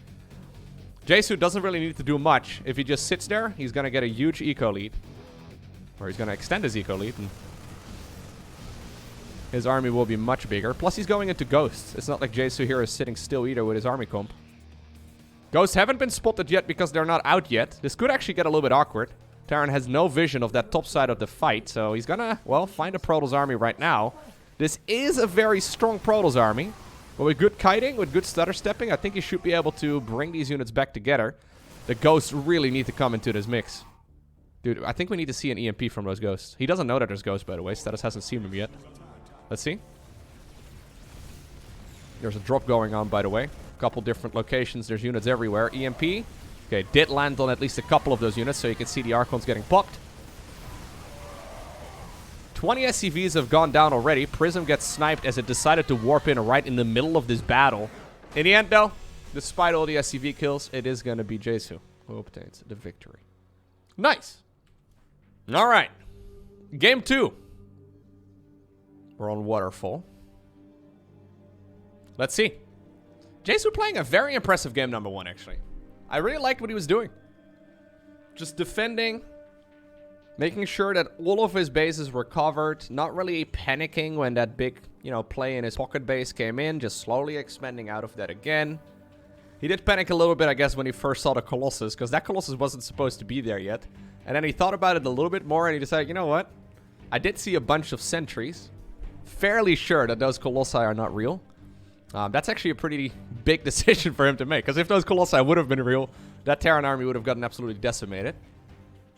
But nice plays right there by Jesu. Yeah, that was just a reflex, exactly. When you have just Colossi and siege tanks, and you see, you just have Marines and siege tanks, and you see a Colossus, you are trying to get him out of there. Yeah, maybe you noticed it as well. Anyhow. You mean turtling Lowko instead of defending? No, I don't think that really counted as turtling. I think this is a man right here who's gotten cheesed one too many times. So you can play a build that's basically safe against everything and climb pretty far up onto the ladder. You can definitely make it into Grandmaster League playing the safest of safest builds, right? When you get to that point, though, you will probably have to start cutting some corners just to make sure that you don't accidentally put yourself behind. But like, if, say, for example, Cyril were to play a game against me, right? He would just play the safest possible game that he could ever play, and therefore he could never lose, right? Because he's much better than, But yeah, in theory, it's a great idea. So I think that's kind of what Jesu ended up going for in that previous match. He had all of his bases covered, didn't really run into a lot of problems, and maybe some people would consider that turtling, but I think it's just clever play. It's very easy to accidentally die to a bunch of Blink Stalkers, or, for example, a bunch of Dark Templar, or a Sudden Oracle, or anything along those lines. So you gotta play it safe. Statis once again, though, going straight into the Robo facility. Yeah, he was doing a great job harassing as well after the early game. Oh, very good multitasking. You can really tell the difference, right? So previously, in the previous viewer tournaments, we've had a different maximum MMR. But these guys are legit. I think at the beginning of a season, at 4.9k, you can reach Grandmaster League. Maybe you can actually beat GM right now as well, with this amount of MMR. So these guys are good.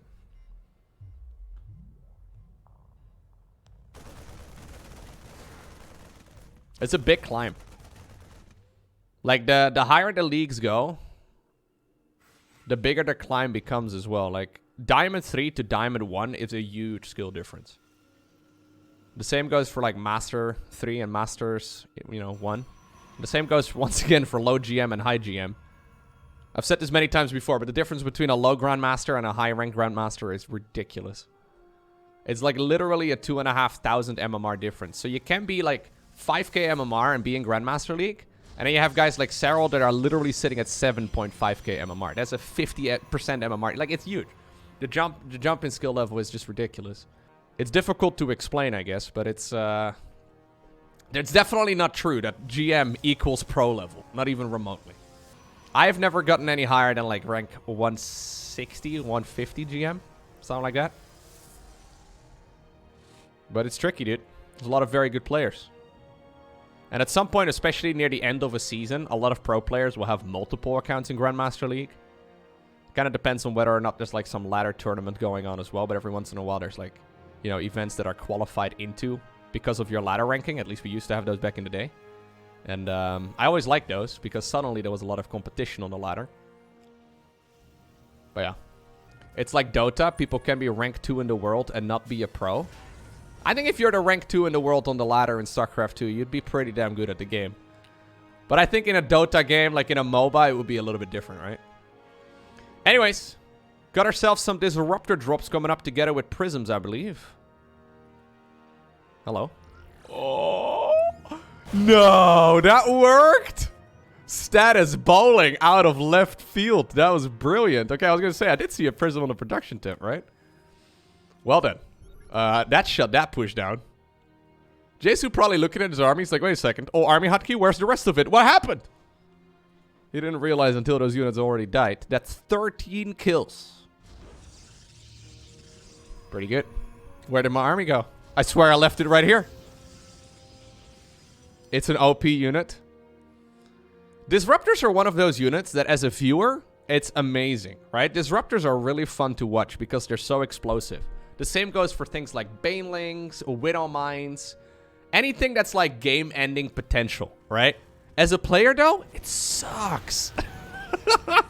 I think these are fun to watch, but to play against can be such a disaster. That's a great example right there for Jesu. He's just marching across the map and suddenly his army's dead. Yeah, we're getting already into GG territory right now. You can blow up your own army, yes. But when you start relying on your opponent blowing up their own army with disruptors, you know, that's copium and a half. Now, this is just him trying to get lucky, okay? That's a little overly ambitious, Status.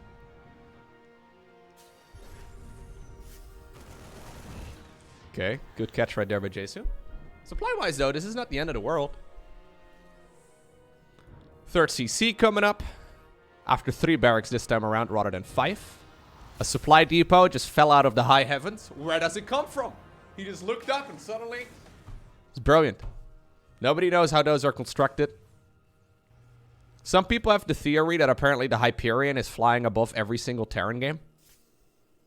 And, you know, that those units are coming out of the Hyperion. The same can be said for the mules and the supply depots and all that, right? But if there really was a Hyperion flying above this battlefield, right? What kind of masochist is controlling that vehicle? That makes no sense.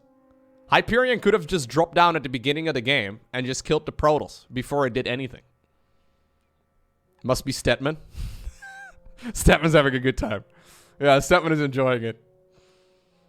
Yeah, maybe Raynar's been drinking a little bit too much again. I don't know. Ay, ay, ay. Yeah, no. You run back up to that ramp, dude. He's trying to... Oh, God.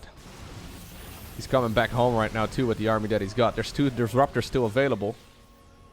Okay. We're trying to blow up the wall with the disruptors. Fair enough. He doesn't have charge, but he's got extended thermal lance and colossi. That's 3 colossi, 2 disruptors, and a whole lot of stalkers. A little difficult to get up into this base. There's not a purification nova, though, and this is just way too much. This went, well, this went south when he didn't pay attention to his army for about a quarter of a second, right? Brilliant move, of course, by Statis, but I don't think Jesu is really going to be too bothered by this loss. All right. Game 3 of this best of 3 to decide who's going to be facing off in the grand finals. To win The most coveted trophy in all of esports. Oh. Some people may say that the Worlds are more important. Maybe the Invitational, maybe TSL, WCS, BlizzCon, whatever, man. But no, this is what it's all about. It's made out of pure plastic. So, no, actually, it's a little metallic, but I'll be shipping it to the player's home if I can. If they want it. It's so shiny. Yeah, dude. I've been touching it as well, so it's got smudges of my fingerprints all over it. Maybe you can use that to your advantage somehow.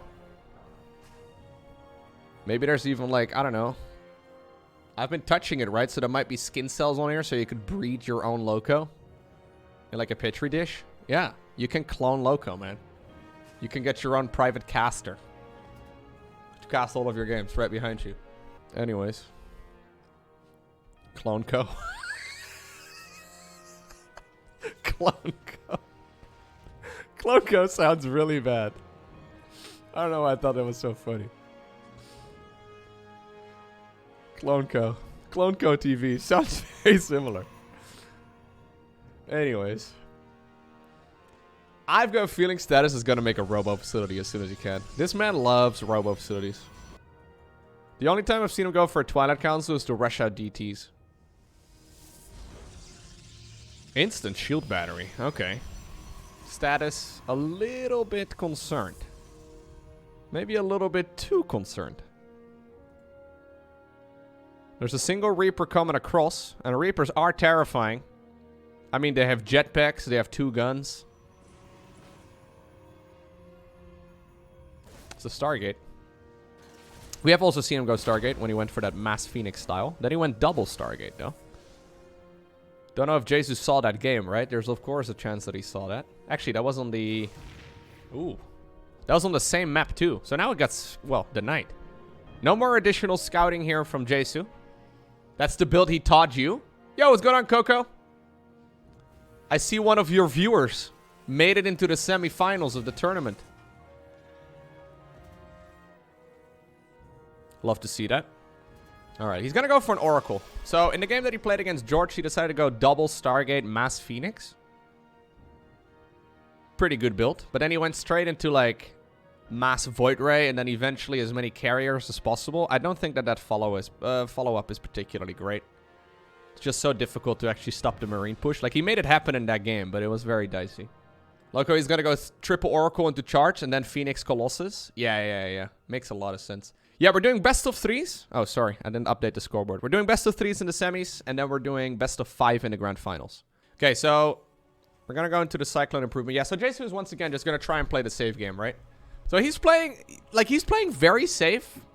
I mean, this is overly safe. He's going to go Mass Cyclone at this point, right? Anyways, he's playing very safe, but it's also a little risky. Oh, if you lose one of these, that's a bad situation. Okay. He saw the light right there inside of that tech lab, so he decided to make that commitment, I think. Right now, he's in a lot of trouble. If he could get another one, that'd be huge. Now he's going to lose an Oracle. Alright. Charge already coming up on the back of this, so that's a bit of a faster charge. No Colossus transition here. I think we're going to go third Nexus. No, it's not GG yet. No. Getting an Oracle is actually a big deal. No Oracle. Well, there's still 2.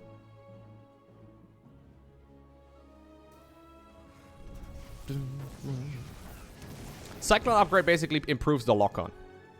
You can tell that they have the upgrade by the nice red LEDs in the front of the ship or vehicle, whatever you want to call it.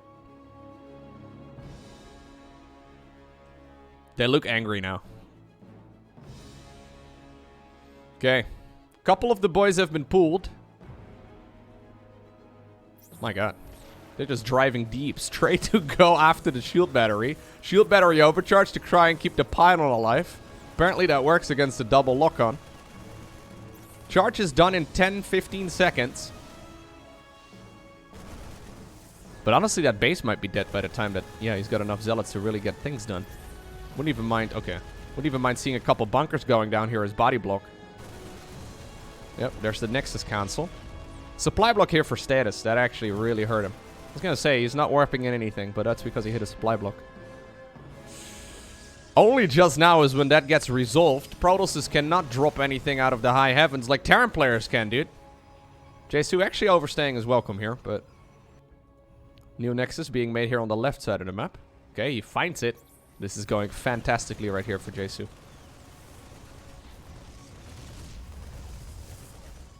Couple of bunkers.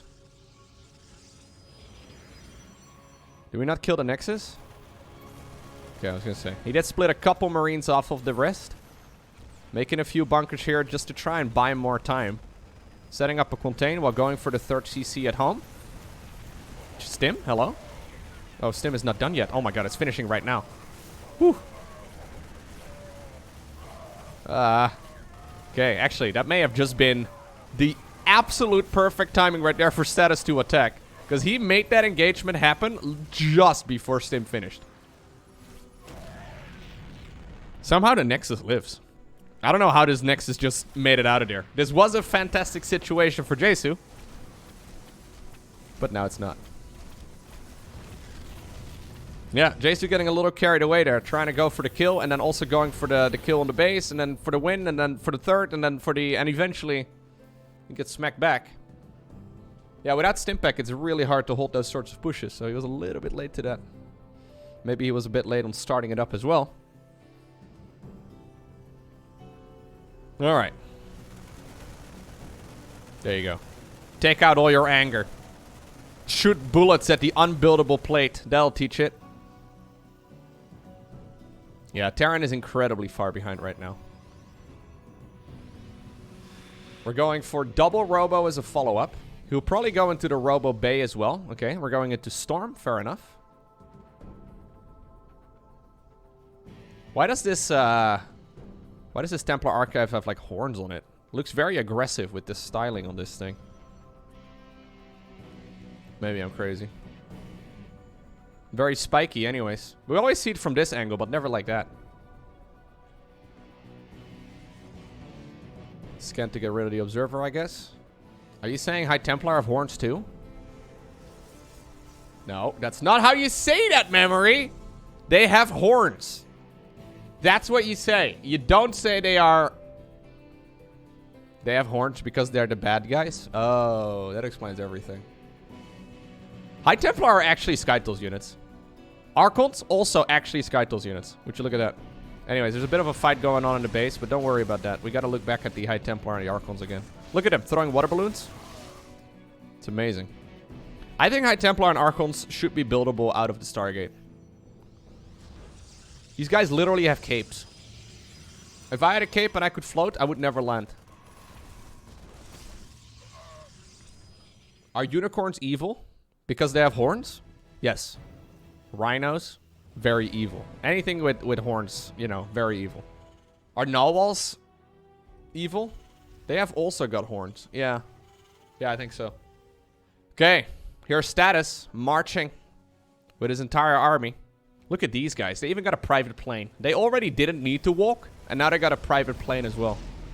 Love that. Jesu trying to buy as much time as possible. How many tanks do we have? 2. I would say that's not enough. Yeah, he's trying to add on a couple more. Careful, don't lose the... Dude, if he loses that prism, we might be back to 0. Hello, hello, hello. You obviously lose all the units inside of the prism too. 4 High Templar with 8 storms in total. And the prism. All in one go. Maybe flying in a paper plane is not ideal. Flying a lot of time though. This is working out quite well for him in the end. Okay. Statis finally has decided to wake up. Still go for a bit of a push. Let's try and let the reinforcements deal with this instead. Huge Terran army now moving across though. And this might actually be a little bit crazy here. Statis is going in for what seems to be a base race. Although I don't know if he realized that by the time that he moved. I would have definitely stormed those Marines and then gotten a whole lot of nothing out of my storms. But it would have looked cool. Anyways. Statis, what are we going to do? We're going to commit to the base race? Now those siege tanks are definitely a little bit more powerful. We need those storms. Hello. Hello. We really need the storms. Okay, there we go. Can we please storm that? Bro. We gotta storm that. Come on, give the people what they want. Statis is not playing for the people, he's playing for the win. In the meantime, at home, he has lost his base right over here on the left side. Now, the natural is also in a lot of trouble. I think the storm happened, guys, when I looked away. Of course, classic. Classic. I look away for, what, 2 seconds? Units are dead. Anyways, both players are losing a tremendous amount of stuff. And as the age-old adage goes, you don't base raise a Terran player, bro, because they can fly and stuff. I actually don't think this is a great idea. I mean, obviously, this is not going to straight up win the game. But maybe Statis can deal crippling amounts of damage here. There's not that much of an army available anymore for Jesu either. Very little mining here for Statis, though. Okay. Let's go 3 Medivacs in a dream, sniping whatever you can. High Templar, one of them has Storm. Okay, decides to go for feedback instead because of EMPs. In the end, I think Statis will still have enough. Oh. Some extra feedbacks, just for good measure. Oh, the units are getting out of there. Actually, you know what? I say that. We're talking 2 CCs here for Jesu. Versus 1 Nexus that is located near a couple of mineral fields that are already dried up. There is a new Nexus building right now at the 9 o'clock position. It's going to take a long time until that one's done, so that does mean that Jesu gets a little bit of time to mine, although he's spending a lot of that time flying the CC back into position. Man, if only we had like a Dark Shrine or something at this point, that'd be really sweet. I don't think you want to move here, Jesu. Okay, massive EMPs though. He disagrees. He's like, no, mind if I do. Just like the Disruptor came out of left field in the previous game, now suddenly EMPs are blanketing on top of the High Templar and the Archons. Oh. I don't think there's enough, though, for Terran, is there? He needs to get out of there, dude. He wants to. Yeah, he knows that this is his best-case scenario, but I don't think he's got enough units. There's still that 1 siege tank in the back of the main base. But other than that, that's his whole army. These Immortals are going to plow through anything mechanical over here. Another good EMP. He's running. Another Archon. Okay, that Archon is dead. Are we going to target fire down the Immortals one at a time? He is trying to target fire them down. Now we have a little bit of Prism Micro coming in as well. Since the War Prism decided to show up. This is such a close battle. Holy...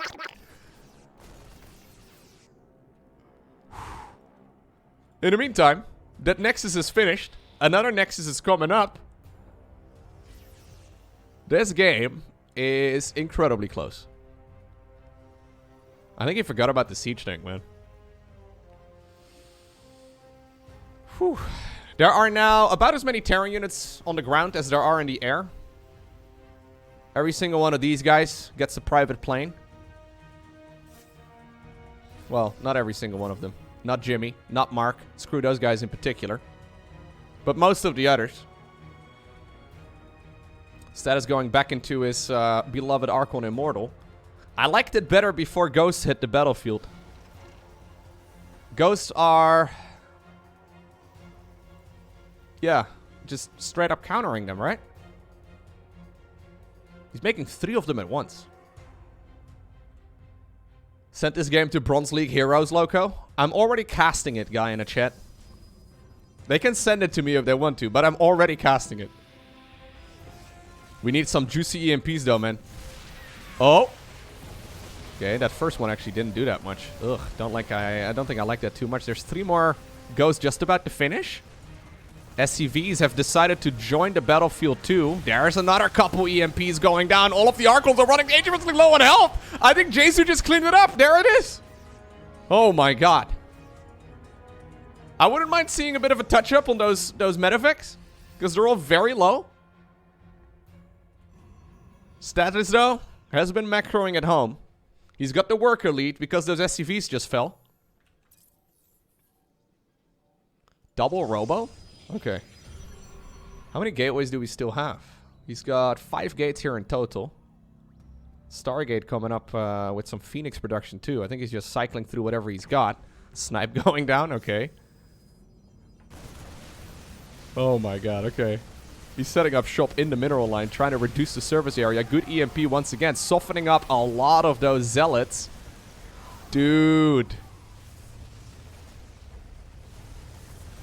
Did Jason just do this? What a banger of a game. This is actually so close. Who said only the pro players can play fun StarCraft?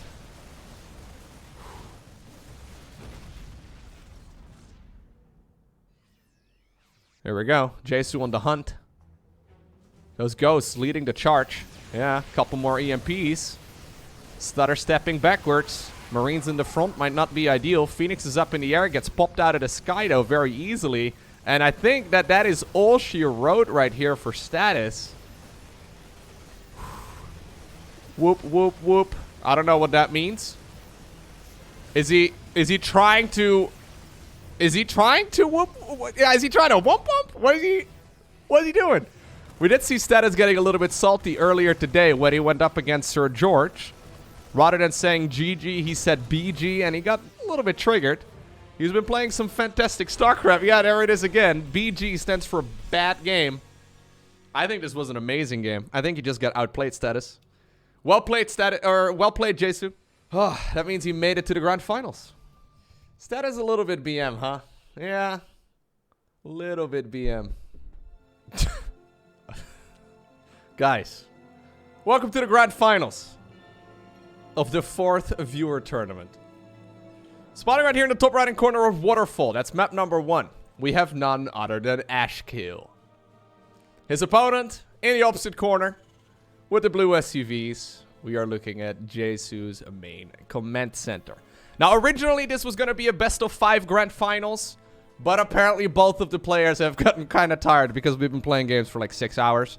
So instead, we have switched this to be a best of 3 instead. Should be good. I'll be honest with you, though. Ashkill seemed to sort of sail his way into the grand finals, not really running into any issues. Whereas Jesu definitely had to fight for it. So we haven't seen too much of Ash. I think Ash actually had a... Am I remembering this correctly? Did he... He was the only person, I believe, to go 6-0 in the group stage of this event. Then he won against Inter, 1-0. Against Glorek, 2-0. Against Wiseman, 2-0 too. So I don't think that Ash has actually lost a game in this particular tournament yet. He's 4.9k MMR. The same can be said for Jesu. Wouldn't be surprised if both of them at some point have been above 5k MMR. Because, especially Jesu played really well in the last game. Very good stuff. But then again, yeah, as guys in the chat are saying already, Zerg, of course, Imba. So, you know, Ash has got that going for him. He's rushing out a pretty feisty Roach Warren, though.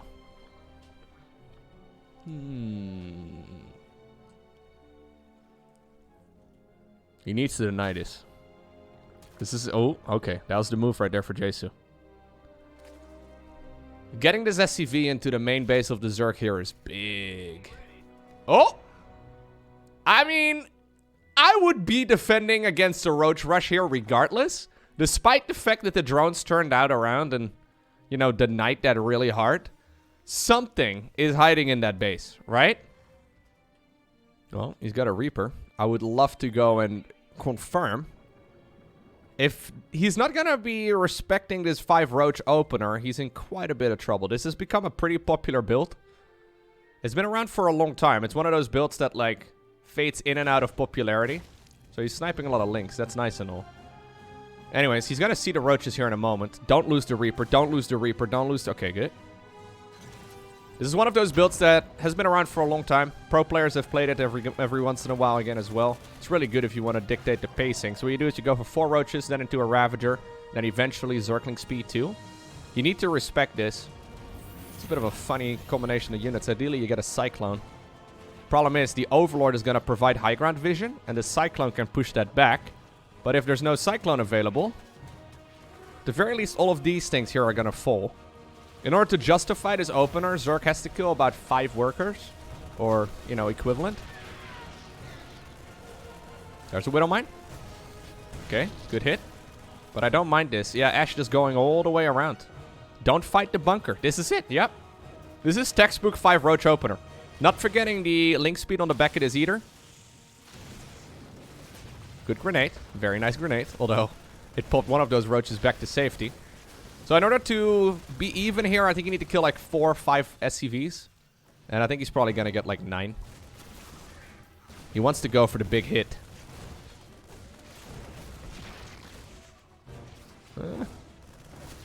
Yeah, he wants to go for the big hit. He's getting a bit greedy. Okay, he wanted to get the whole clump. Probably could have gotten 11 or so, but anyways. Still a fantastic start right there for the Zerg. If only that SCV would have gone a little bit further, or if only that Reaper would have actually gone into the main base and scouted the one location that the SCV did not see. Luckily here, Terran did not forget to macro during all of that, so he did go for a starport, he did go for a tech lab. He's got double tech lab as a matter of fact. So he's going to be able to pump out a few benchies. Usually Zerg can be in a little bit of trouble against this sort of thing, especially against multiple cyclones, but now he's got to be careful that he does not move out with this cyclone. If you counterattack right away, usually you can actually get some damage done before link speed finishes, but it's already done. Losing this cyclone for free would be the nail in the coffin, I think. That's really bad. Yeah, I don't think you're going home, buddy. Maybe you are, but... Benchy gets scouted here too by Ashe. Dude, Ashe is playing really well.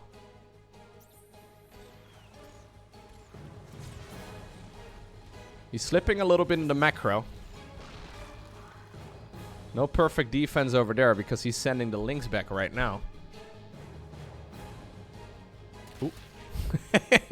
It's a very slippery cyclone, but eventually it does get surrounded, and that makes this game so much harder. Like, I mean, there was a Benchy out, right? But the Benchy got spotted. It did get 3 kills. So at least that's something. No drone kills, though.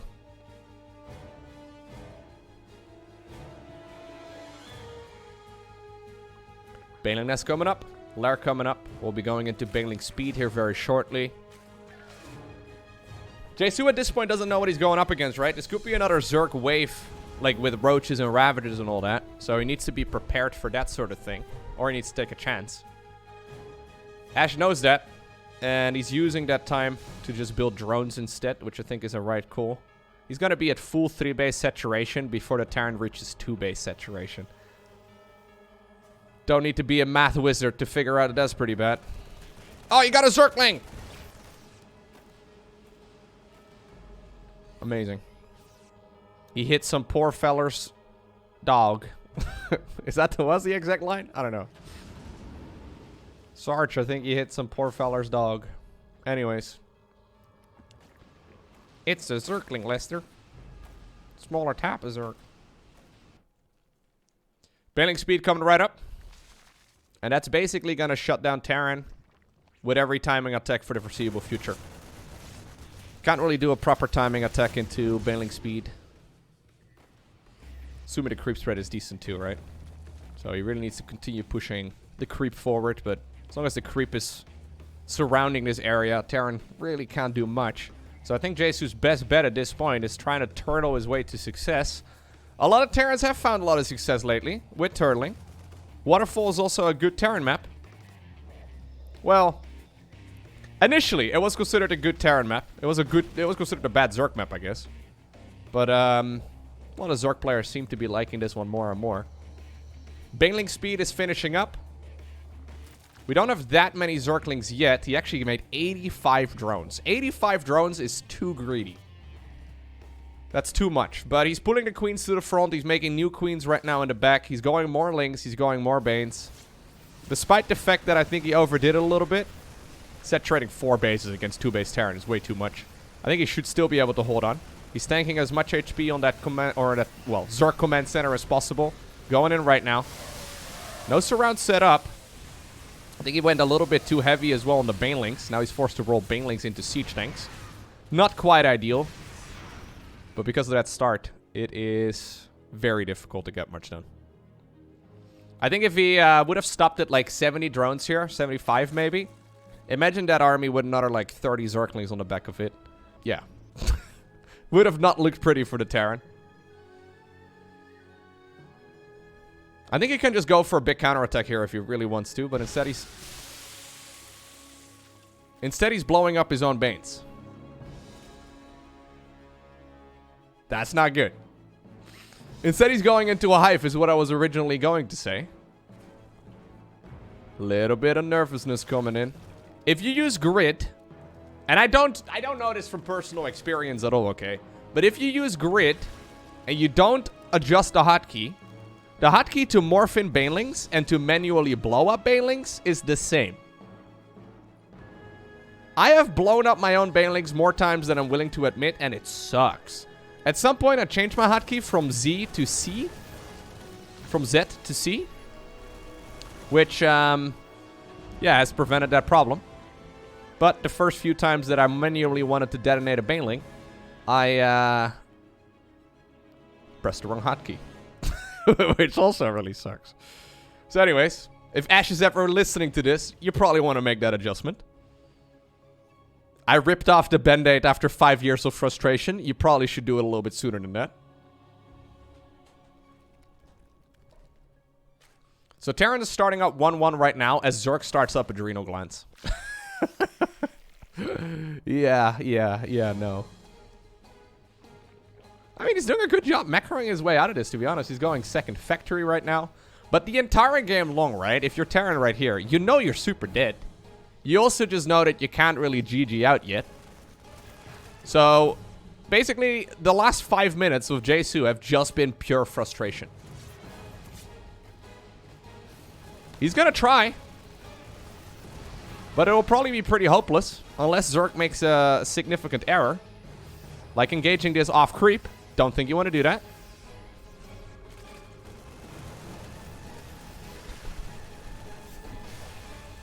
This base sucks, man. I don't think you... This is the right move, yeah. Counter-attacking, 100%.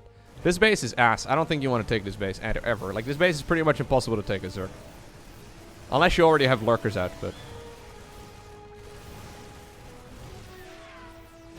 He's making all the right calls, though. Ash, that is. Okay, good split against the Widow Mine, too. Brilliant. Now he's got the natural expansion overwhelmed. Third base in trouble. Terran army running on over here to try and run, well, at least some of those SCVs to safety, but now the siege tanks are exposed. 2 of them end up going down. ZerGheorghe is everywhere. Ultra's on the back of this. +3/+3 on the back of this. Terran's not even going to finish 1-1. Oh, man. Ash is rubbing so much salt. Oh. Oh, he finished it. He's rubbing so much salt in the wound here. I don't even know if he realizes it. But yeah, GG is cold. Jason could have GG'd out at the 5-minute mark when those roaches first were pushed, but he decided to sit in it. Makes sense, but painful game nonetheless. Very well played though by Ash.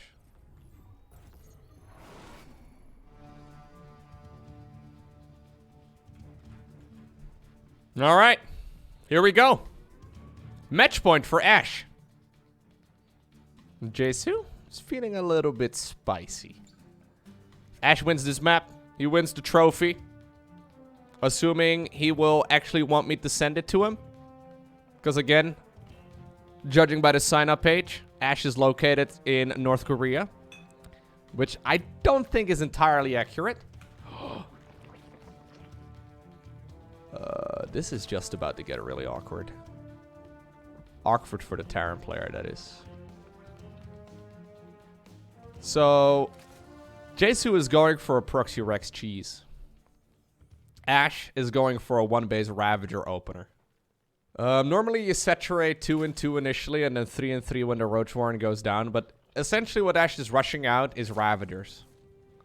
Slow Zerglings, not very good against Marines. Queens, not particularly great against early game Marines. Ravagers, however, fantastic against early game Marines. He's mining the close by mineral patches first as well, with the exception of this one. He doesn't know what he's going up against, but he is planning to 1-base all-in his opponent, whereas Jesu is 1-base all-inning his opponent while building all the structures on the other side of the map. The problem is, after these Marines get cleaned up, if they get cleaned up. I mean, obviously, you can miscontrol this if you're Ashe. But once the Marines are cleaned up, this base is wide open. With this amount of barracks, I don't think you really... What? Oh, no. This game wasn't the bag, guys. He did not go for a roach warren. He went for a lair. That explains why he went 3 and 3 in gas right away. What are we doing? Are we going proxy spire? Is this a proxy spire? We're going proxy spire, I think. So this overlord is gonna drop creep as soon as the lair is here. He now sees this, though. Yeah, no. He's going a spine crawler. He's going 4 slow zerglings. I think he was planning on building a spire hidden on the right side of the map. But, okay. If only he would have gone for the... Oh, whoa. I mean, still, there's no way. Yeah, now he goes for a roach ward. Okay, well, I thought this game was in the bag. But he decided to go. Yeah, for one of the worst strategies. I don't think a 1-base spire opener or whatever this was gonna be is particularly great anyways. He did it for the content. I appreciate that. That isn't your everyday cheese. No. This is advanced level cheese. Here we go. Our absolute final game of the tournament. I'm glad we got there. This was incredibly close to being a flawless run from Ashe. Not dropping a single tournament map. Now instead, he's finding himself in a bit of a difficult situation. Alright, so spawning right here in the bottom left-hand corner, we have Ashkill, his opponent. He goes by the name of Jesu. That's a pretty nice window. So now, no proxy barracks. Overlord first. Going into, I believe, a 16 hatch. Alright, both players have gotten fancy. Now we're going to play a normal game. I actually like that Jesu went for some cheese, man. In most of the games we've seen him play today, he's been playing very, very safe. Maybe that's mostly because of the opponents he's been going up against. Against Ashe, he doesn't really necessarily need to play that safe, because I don't think Ashe is really going to cheese him. I mean, the 5 roach opener is not really cheese. It's like a macro cheese, okay? It's like the 12 pool in Zerg versus Protoss. It's like technically kind of cheesy, but normally it transitions towards a macro game. It's more or less like one of those builds that allows you to start with a nice pacing. Anyways, yeah, none of that happening in this game. Just a standard match for now. I'm assuming we're going to go for a CC on the low ground. Yep, a Reaper into command center. Okay. Are we going to go...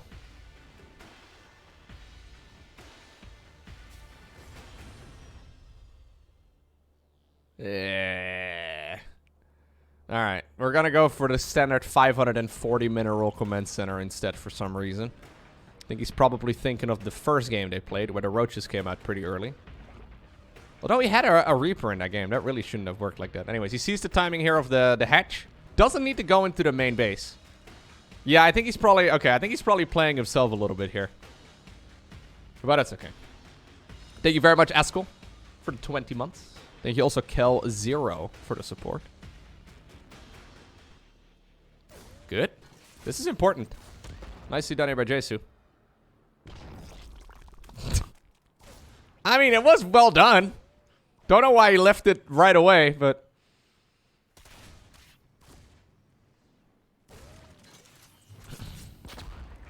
Take that. Okay, what is Zork gonna do here? Mining 2 drones in gas. Fair enough. Needed a 3rd queen. Gonna go 31 Overlord, okay. Queen is a follow-up, I assume. No? Okay, there it is.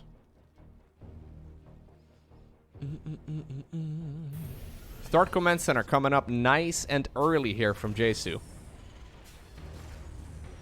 So this is before the starport. So roughly speaking, there's like 2 variations of the 1-1-1. So the first stuff is where you go barracks, command center, factory, starport, 3rd command center. Or you go barracks, command center, factory, 3rd command center, starport. So the difference is the timing of the last 2 structures. having the command center before the starport is obviously very nice if you can stay alive in the game. And I think in this match, he's not going to run into any issues. As a matter of fact, SirGheorghe is even going to go for Overlord speed. So this is either a misclick, which I don't think it is, or it's Ash just wanting to make 100% sure he's not dying to anything stupid. So he's going to get into the main base right now. Scout out everything. So he sees the timing. He doesn't actually... Yeah, he doesn't really see anything scary here, so he can continue playing his normal game. Just fair enough. Good position on the Overlords as well, by the way, out front. This is important against Hellion play in particular, so you can see those Terran units cycling back and forth. Yeah, I do oftentimes think that Overlord speed is one of those upgrades you get when you think you're better than your opponent.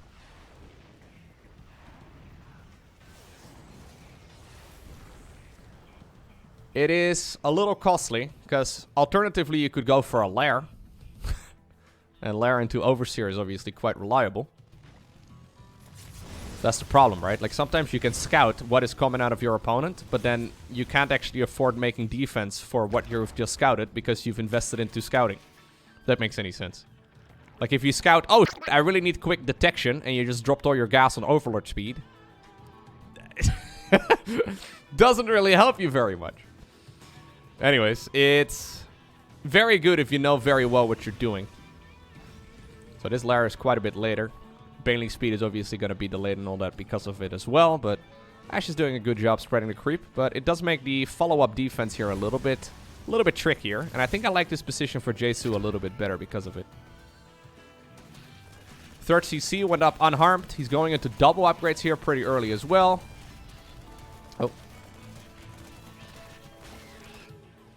He's been diving back and forth with the Hellions, sniping the fourth base once again. As a matter of fact, ooh, really? Okay, I don't know if I agree with this move. Yeah, no. That's a Diamond League move, dude. Like, no disrespect, but that is something that you do that at some point stops working, okay? And that point was about 1,000 MMR ago, Jesu.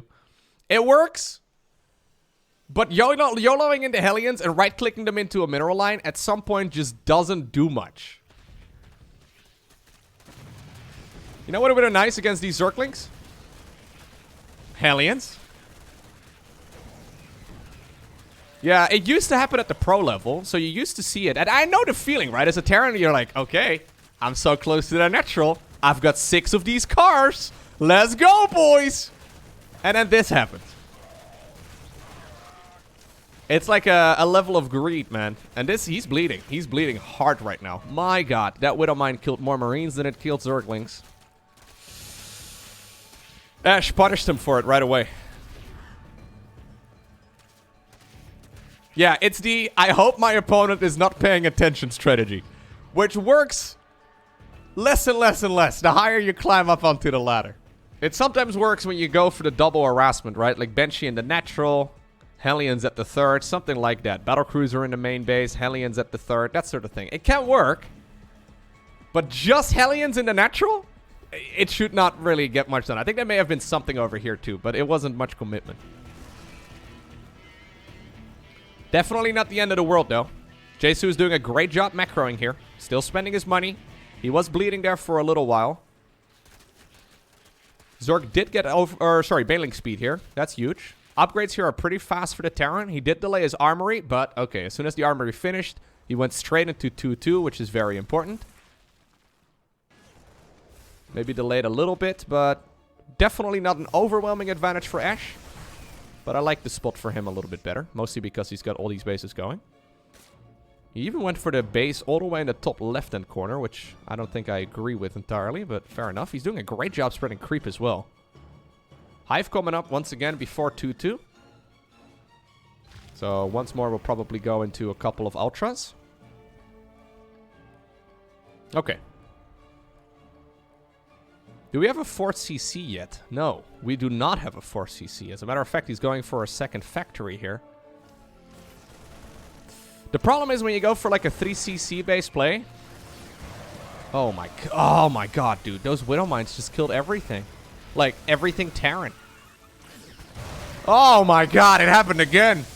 How do you like it now, Terran? Oh, yeah, that's bad. That's really bad. I think I've seen Widow Mines kill more Terran units in this game than Zerg units. You really do want to try and control them. You can manually target. I know that most players don't do it, but that's why it never happens to Maru. And it does happen to you. That was rough. Maybe SirGheorghe was right all along. SirGheorghe earlier said that Marines are weak. Maybe they are. So what I was going to say, if you have 3 CC, usually you want to go for a big push, right? This is going to be about 7 scans before you get even remotely close to the Zerg side of the map. Because now the creep has literally reached the 3rd base.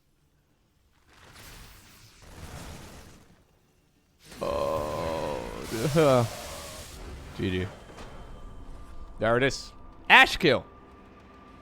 The winner of the 4th viewer tournament. Very well played, dude. Losing only a single map right here in the finals. Honestly, very impressive stuff.